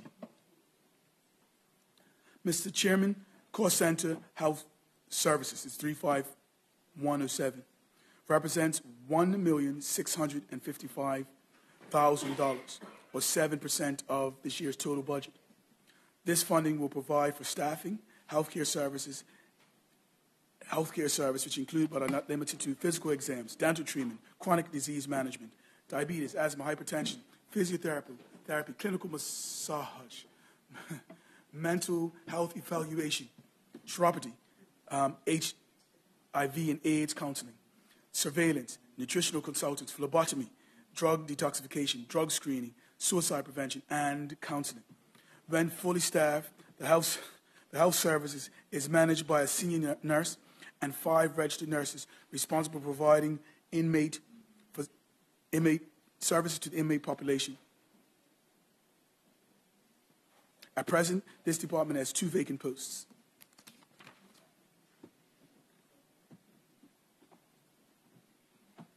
Health services were able to conduct outstanding annual physicals on inmates, now bringing them up to date. The implementation of a health service notebook, increasing inmate health education sessions, continuing of the electronic medical record services. Mr. Chairman, educational services. This represents $300,000 or 1% of the total budget. The allocation provides for salaries and educational supplies, educational services, and educational programs at the correctional facilities. These inmates who wish to pursue general education development certificates, as well as those who wish to maintain educational skills. Educational services are designed to enable inmates and trainees to achieve educational services to inmates to appropriate to other programs in daily life and to prepare them for vocational and educational services. The programs included English and language arts, mathematics, sciences, social studies, remedial studies, language arts, computer skills, personal development program, general education program or GED, and college level course. There are 53 inmates actively involved in taking classes, 15 inmates engaged in the GED programs, and 4 of them achieved their GED.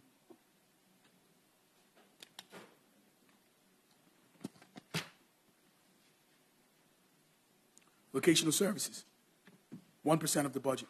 Vocational services is an integral part of the programs, and these programs are designed to assist inmates and trainees in pursuing vocational interests with a view to increasing their employability upon release.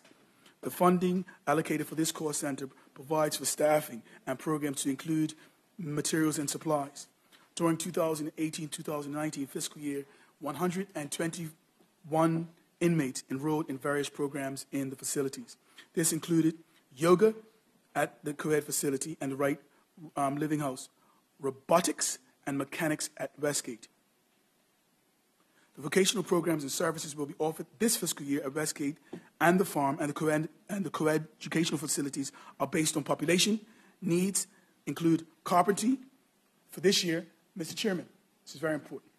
For this year, at the facilities, Mr. Chairman, the programs for this year include carpentry, auto body, welding, mechanics, and these courses will lead to a certification in the National Center for Construction Education and Research. We will continue to evaluate the current programs, outlining goals to ensure that we are offering the best programs and resources efficiently. The vocational services, in conjunction with the educational services, have commenced upgrading the computer labs at all the facilities, and it is anticipated that this will be completed in this fiscal. The aim is to be able to offer distance learning programs that will provide access to online testing, workshops, and services offered by Workforce Development. Recreational services, $49,000. The role of recreation services is to provide structural leisure time activities and hobbies and support for culture and cultural events at the co-ed facilities in the farm, to promote constructive leisure time activities for offenders. Allocations of the funds will include activities such as art, ceramics, woods, and sculpture, and sports. This also includes organizing the annual arts and crafts show to display inmate and trainee artwork to the public. Mr. Chairman, chaplaincy services. This represents $41,000 of the total budget. Funding provides for 2 part-time chaplains who will continue to offer spiritual enrichment and guidance for inmates. The chaplains coordinate the religious instruction from the various denominations and also provide counseling to inmates. Prison Fellowship, whose focus is on restorative justice and religious programming, to continue to partner with the Department of Corrections.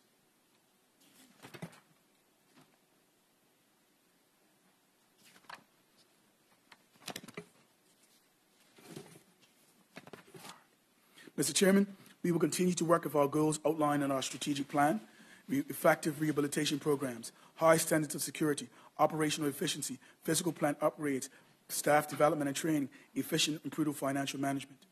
The highlights of this year's budget include local training and in-house training of the Department of Human Resources, overseas training sponsored by the FCO, which including first-line training, mental health management, young offender training, the promotion of custody staff to the ranks of assistant commissioner, chief officer, principal officer, and division officer, the recruitment of 15 correctional officers, 5th annual corrections week, the upgrades of the alarm system, the duress systems, as well as upgrades and additions to the CCTV systems.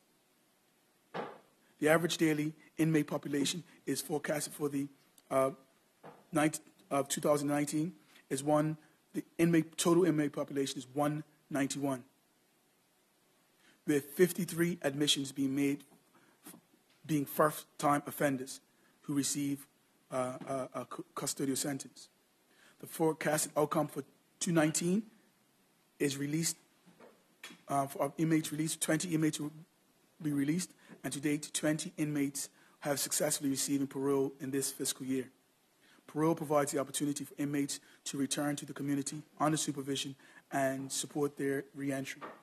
There were 5 assaults, 1 minor on an inmate. There were 5 assaults, 1 minor inmate on inmate, 2 major, 1 inmate on officer, and 2 minor inmate on officers. They were reported for the fiscal 2017-2018. But it must be noted that the staff are challenged constantly by inmates' negative behavior, and the department has a 0 tolerance for any assault in any of the aforementioned categories. 567 enrolled developments 557 enrolled in development and treatment programs aimed to address offending behaviors, address educational and vocational needs, and skill development. The Department of Corrections calculates that its recidivism rates, according to are within internationally accepted practices. Based on these standards, the rates include persons who have a conviction for a new offense with 1, 2, and 3 years of their release. The actual outcome for 2017 is 22%, 9% for year 1, and 18% for year 2. So let me just go back through that, Mr. Chairman. The recidivism rates for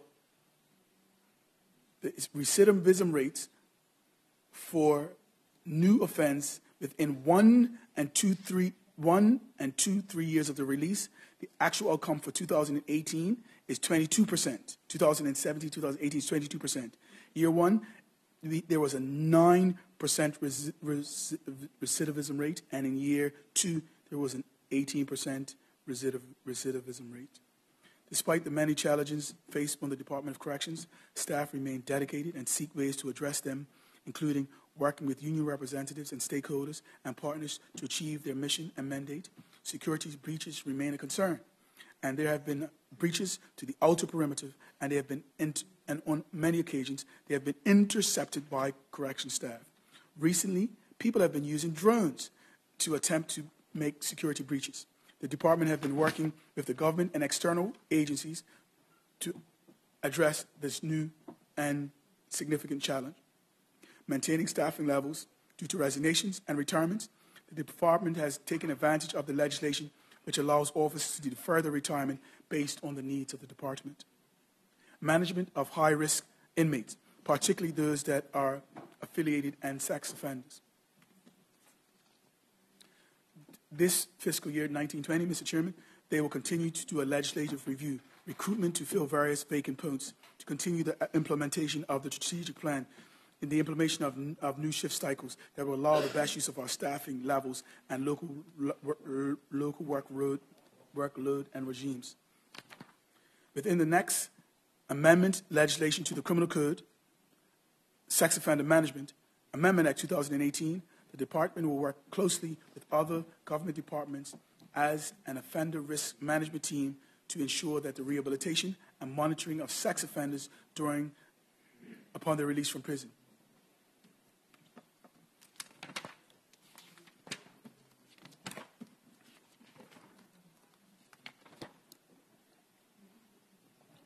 Mr. Chairman, Head 45, the Bermuda Fire and Rescue Service.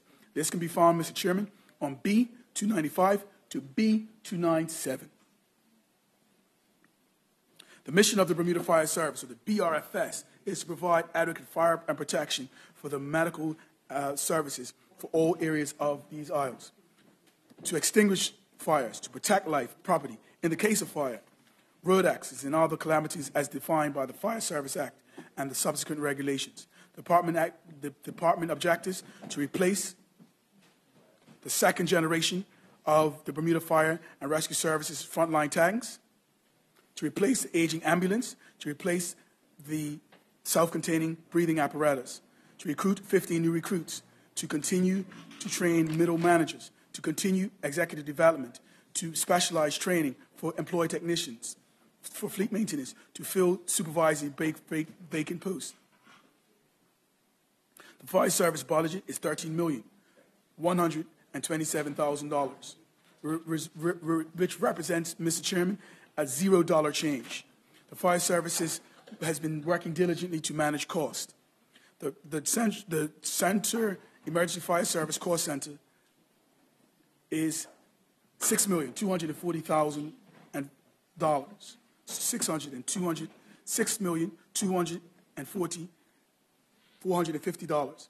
The Center Agency Fire Service Cost Center covers the emergency services from the Hamilton Fire Station, King Street. The station responds to fire, road traffic accidents, hazardous materials, as well as provides supports for the other fire stations when required. The Hamilton Station has 56 personnel, 24/7 coverage. The cost center remains the same with a notable increase in manpower due to the new recruits. There are 3 new recruits represented. There are 3 new recruits representing 5% increase in staff. St. George's. The St. George's Emergency Fire Center is $1,412,691. The St. George's Emergency Fire Service covers the provision for fire and safety and medical service for Clearwater Fire Station located at Southside St. David's. The station responds to emergency medical, fire, and hazardous material incidents, as well as provides support for Airport Operations Division of the Fire Service for all aircraft incidents. This business unit also provides joint ambulance service with the Bermuda Hospitals Board. The division also has 13 personnel providing 24/7 emergency coverage for a 4-shift system. The call center remains the same and has been augmented by 3 personnel, which represents 23% of full-time recruits due to the increase that they got new recruits. The emergency dispatch, $640,417. This call center provides emergency dispatch for all 14 parishes, 14 personnel. They had 8,766 calls. 3,946 of the calls required attendance of personnel. The budget for this section is decreased from 903,000 in 2017 to 640,000 in 1920, which represents a 29% decrease, largely as a result of staff retirements and resignations. The volunteer division, $6,521. Funding for this cost center, there are 7 volunteers. These volunteers, they assist full-time staff and help in all manners of emergency incidents. Airport Fire Station, $2,238,500. The cost center is aircraft and emergency rescue at the Al Wade International Airport, and is a requirement for overseas territorial aviation requirements as part of the 140 Bermuda Department of Civil Aviation. The Al Wade International Airport operates as a Category 9 airport. This has 22 personnel, a reduction of 80% reduced this year as a result of retirements. The capital expenditure for the fire service is $1,244,000. $25,000 was for an emergency recording system. There was an emergency generator for $72,000, an ambulance at $121,000, and a turntable ladder truck for $345,000. Desktop computers for the 911 dispatch, just over $10,000, and a replacement for their breathing apparatus at $69,150,000. To meet our mandate, the fire protection and emergency medical services to the island, and to continue the succession planning, the following has been accomplished this last year.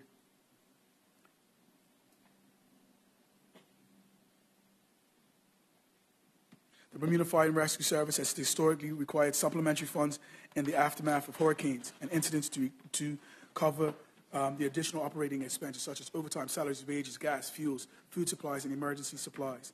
I am pleased to announce that firefighter Haynes was awarded the Firefighter of the Year award in 2025. He has served the fire service since 2015. The annual volleyball tournament was held.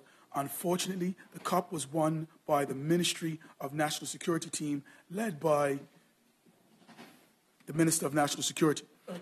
The fire service will have a long wait to trying to get their cup for the next year. The honorable members of this House are aware that there will be a challenge. The fire service will continue to provide emergency service at a high standard and high operational efficiency. The dedication of all personnel will be confirmed on numerous occasions by letters of appreciations by members of the community for services rendered and operations to the community. The efforts, I would like to thank all members of the Bermuda Fire Service and Fire and Rescue Service for their continued support on behalf of the people of Bermuda. Mr. Chairman, that concludes. Yes. Thank you, Minister. Members, the Minister of National Security has finish this brief for the House. Are there any other members that would care to speak on national security heads 83, 6, 7, 12, 25, and 45? The chair now recognizes the Shadow Minister of National Security, Mr. Ben Smith. You have the floor, sir. Good morning, Mr. Chairman. Thank you. Firstly, I'd like to thank the Minister for the detailed brief that he just presented to the House. At this time, I'd like to start with Head 83, National Security. Headquarters. On 93002, Parole Board, the increase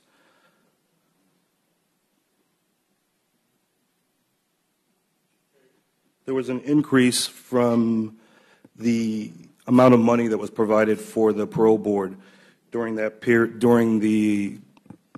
There's an update there's an increase in that. Can you just give us a little bit more clarification on what is going to be needed for that increase? So that's under for parole board.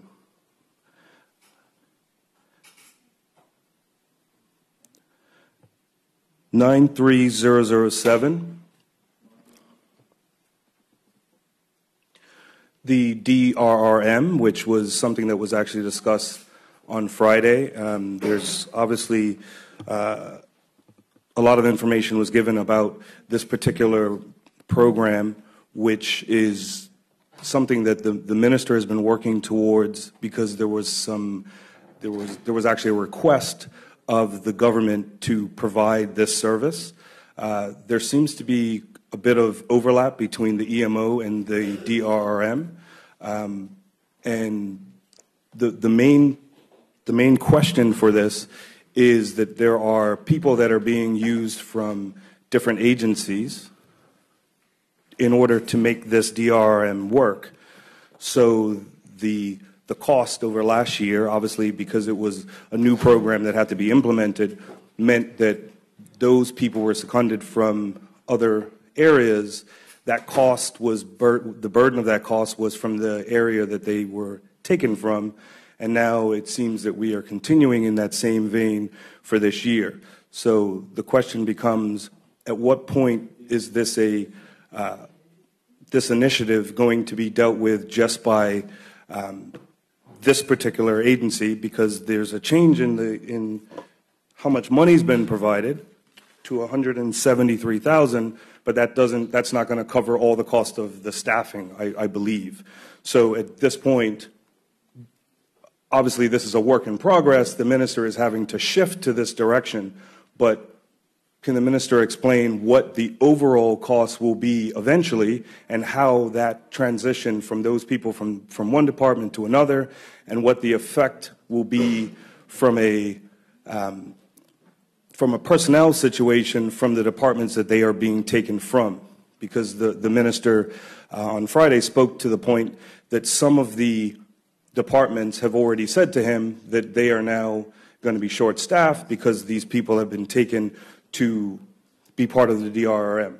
So obviously this is not something that he's going to want to continue to do in the future, so we will have to find a way to make them permanent in the DRRM and potentially replace the people that have been taken from the original areas that they were part of.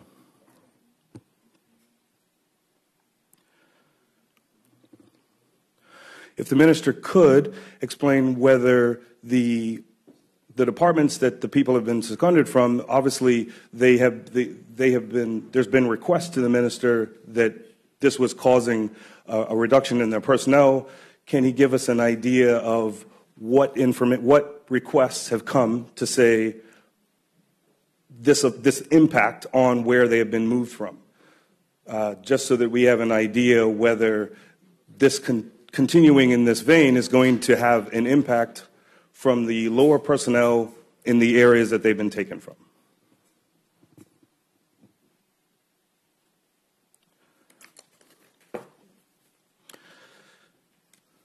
There is a specific clarification that I want to get on the errata that was provided this morning. The minister stated that the 18-19 number was 427,000 and it was moving to 619, but that actually comes from the original budget book. And the new number looks to be 1,119,000. So if we could just get clarification that the number is actually moving from 427,000 to 1,119,000, and this number is going to be coming under professional services. Shadow Minister, are you referring to B271, the errata sheet? Yes, correct. Okay, thank you. With the information that was given specifically to this, it was mostly dealing with the gang reduction task force. So obviously this is an area that all of Bermuda is interested in. The rise in gang violence in Bermuda has been something that everybody in Bermuda has had their eyes on because it has an effect on our overseas international reputation, but more so it's having a really terrible impact on our community. Within the neighborhoods that I know that the minister has been working really hard to try to get a hold of this situation that has been going on for quite some time. You have to attack it from multiple directions, and the gang task force and reduction task force is one of the options that has been put forward to do that. Now, the question becomes, the minister in his brief was able to give us a long list of things that this particular unit was going to be dealing with. For instance, starting with the head, which is Pastor Leroy Bean, his initial salary has changed from... Point of order, Mr. Speaker. Mr. Speaker, what headline item is he talking from? Because right now he's into a general debate. Pastor Bean's name shouldn't even come up in this debate. Thank you, member. Shadow Minister, which line item are you, or head are you addressing right now? And line item? 93,000. And the reason I brought up that particular spot was because it was brought up by the minister for what he was discussing with what this unit was doing. So I'm just trying to have clarification that there were a lot of items that are coming under the mandate of one person. So what you start to look at is as you grow, because this was a new initiative, so as you're starting to figure out the pieces to it, you're going to realize that there are more tasks that are needed to achieve the end goal, which is for us to reduce the amount of gangs and reduce the impact that it's having on our society. So as he's going through that and listing the amount of things that are coming under that one person, it's difficult for one man to have to cover the entire island with multiple pockets that are where we are seeing gang violence, along with having to monitor programs that are being put forward. I guess my question to the minister is, as you start to proceed, you're seeing that Pastor Bean is having to do multiple tasks. Is this a situation where we will be looking for more staff for him in the future in order for him to be able to cover all of the different pieces that are important for us to get this gang issue in Bermuda under wraps? The second person that was discussed in that would be the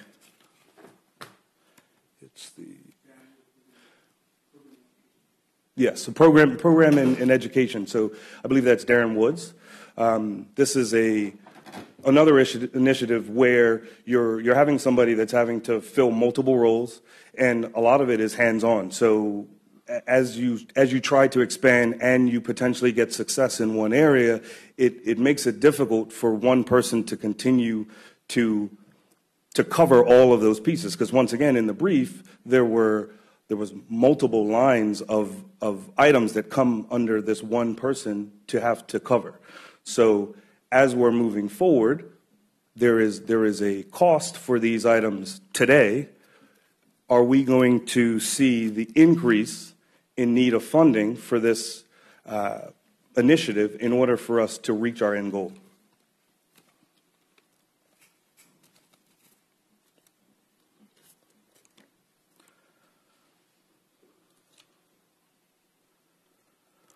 There were also 3 part-time people that there was an introduction that there was going to be 3 part-time people, which I believe will probably go to some of the answer where they will be able to help both Pastor Bean and Darren Woods to be able to cover all of the different parts.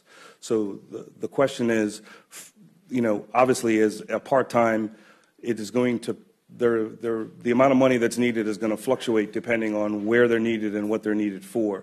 If the minister could give us a little bit more information on what these individuals are going to be tasked to do and what he sees as their ability to help the overall moving forward of this initiative so that we can see the impact of the gang reduction.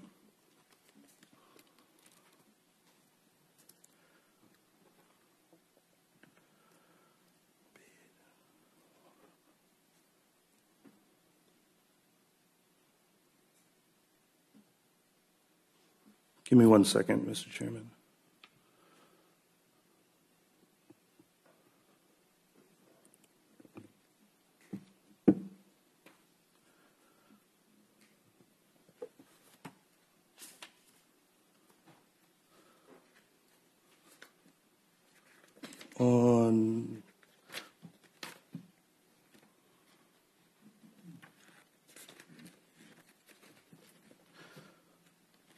On page C14,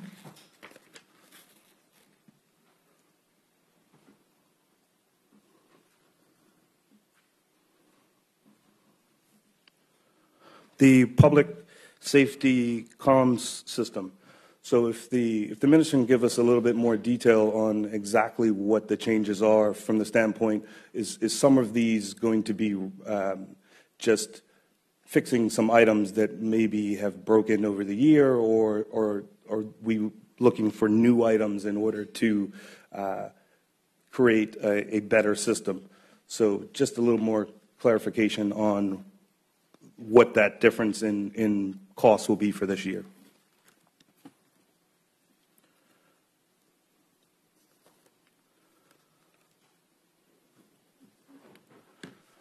Mr. Chairman, that will be the last question that I have for now for Head 83 headquarters. I'm going to be moving on to Head 6, Defense.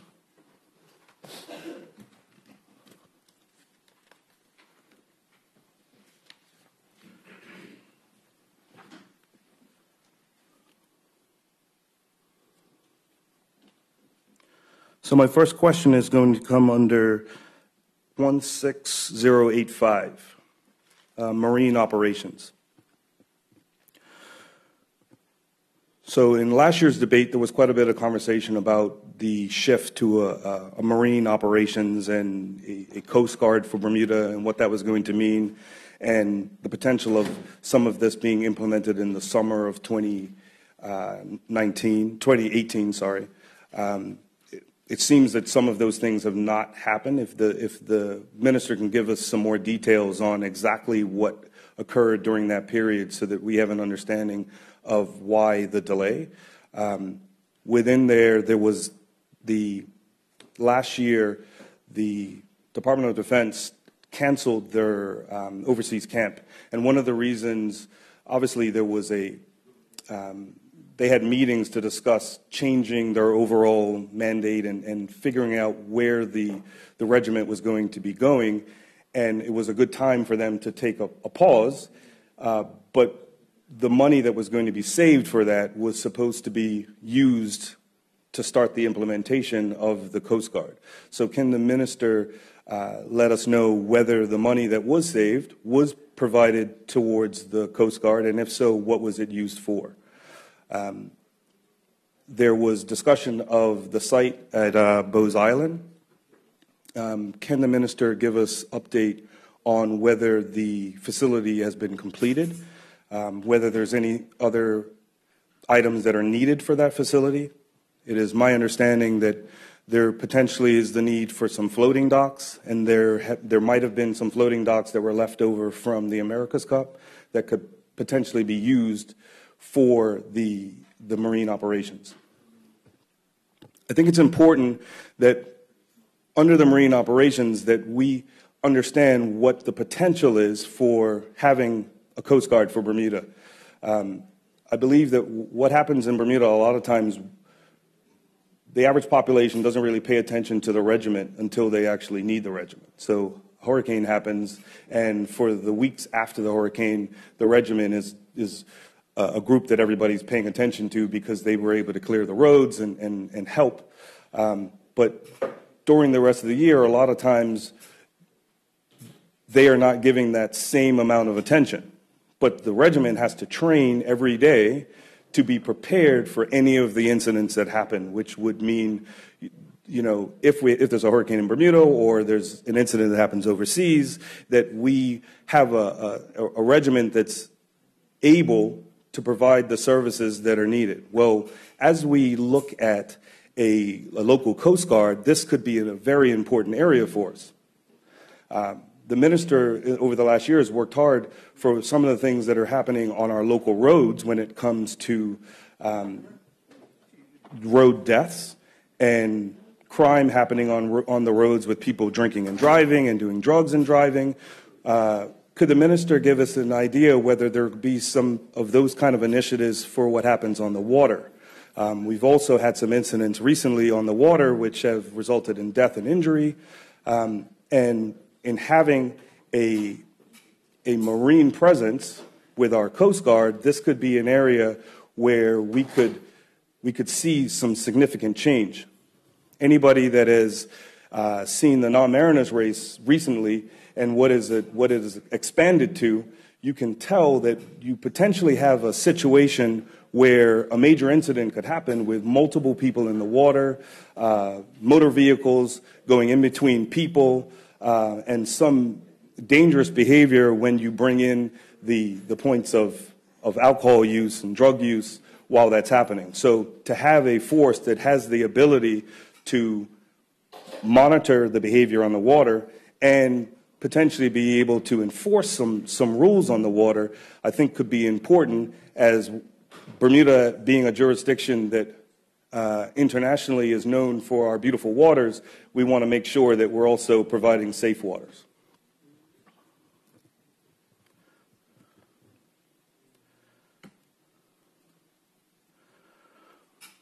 If the minister could give us some further details on whether the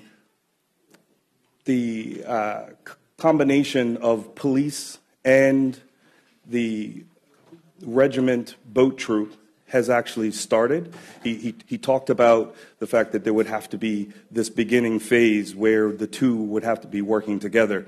It is my understanding that some of that has begun, and with the minister talking about the diving course happening from the regiment, but some of the police taking part of it, it seems that there is the start to that process. Just an understanding of how long we should wait until we start to see a full regiment force on the water. There are, I believe that the initial setup was supposed to be for 14 personnel. If the minister could let us know how much in the budget in the future we should be looking, if that is our goal, to reach to 14 personnel, that we can cover the waters fully, not just in our inside waters, but allowing for safety boats to get to the outside of our 12-mile range, so that we can make sure that we are saving boats that are in distress, that we are maintaining waters that do not have people trying to smuggle things into the island.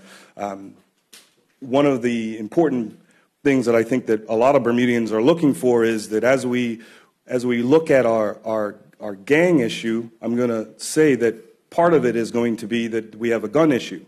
So one of the ways that the guns and the ammunition are going to get in is going to be through our waters. So having a robust team on the water that is able to monitor what boats are coming in and being able to enforce, potentially getting on a boat to find out whether somebody is bringing in something to the island, I think is an important step for us. So this would be a time for us to look, how long is it going to take for us to get in place? How much is it going to cost for us to fully implement it? And once it's implemented, when do you see us seeing the real change that would be put in place by having this force? Still within the marine section, one of the things that was pointed out last year, and I know that the minister spoke to it, was that a lot of the boats that are needed to have this marine force, both from the police side presently and from what the boat troop has, we don't have the boats presently to do some of the things that we need to do. The boats are old, they need upgrades, or we need to replace them. Potentially what you're going to be looking at is to go out and get specific boats that allow us to move in the direction that we are talking about moving into. From an environmental standpoint, you need to have boats that allow for the troops that are going to be maintaining this Coast Guard for Bermuda, the ability to do the collection of potentially an oil spill or a chemical spill, and we're also going to need to have boats that allow for a force to go out to rescue people or potentially to be able to go and board another boat. So if the minister could give us information on has he started to look into details of what boats are going to be needed and what the cost potentially is of these boats and when we could be looking to have the purchases of these boats. With that, has there been any discussion from overseas bodies, potentially, Coast Guards outside of Bermuda, international Coast Guards, on finding ways for us to get access to maybe some boats that they don't use so that we can reduce the cost but still get the vehicles that we are going to need?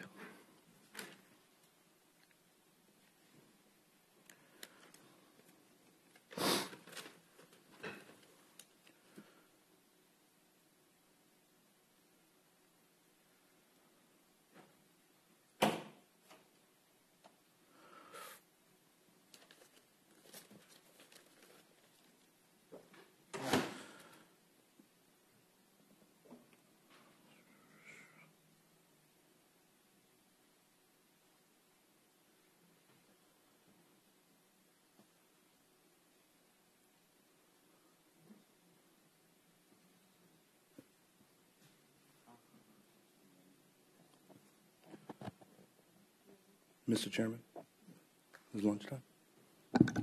Shadow Minister, we're at just short of 12:30. I'm going to recommend that we move to lunch, Minister, or Deputy, I'm sorry. Thank you, Mr. Chairman. I do move that we adjourn until 2 p.m. Thank you. Any objections? There being none, the House will resume at 2 p.m.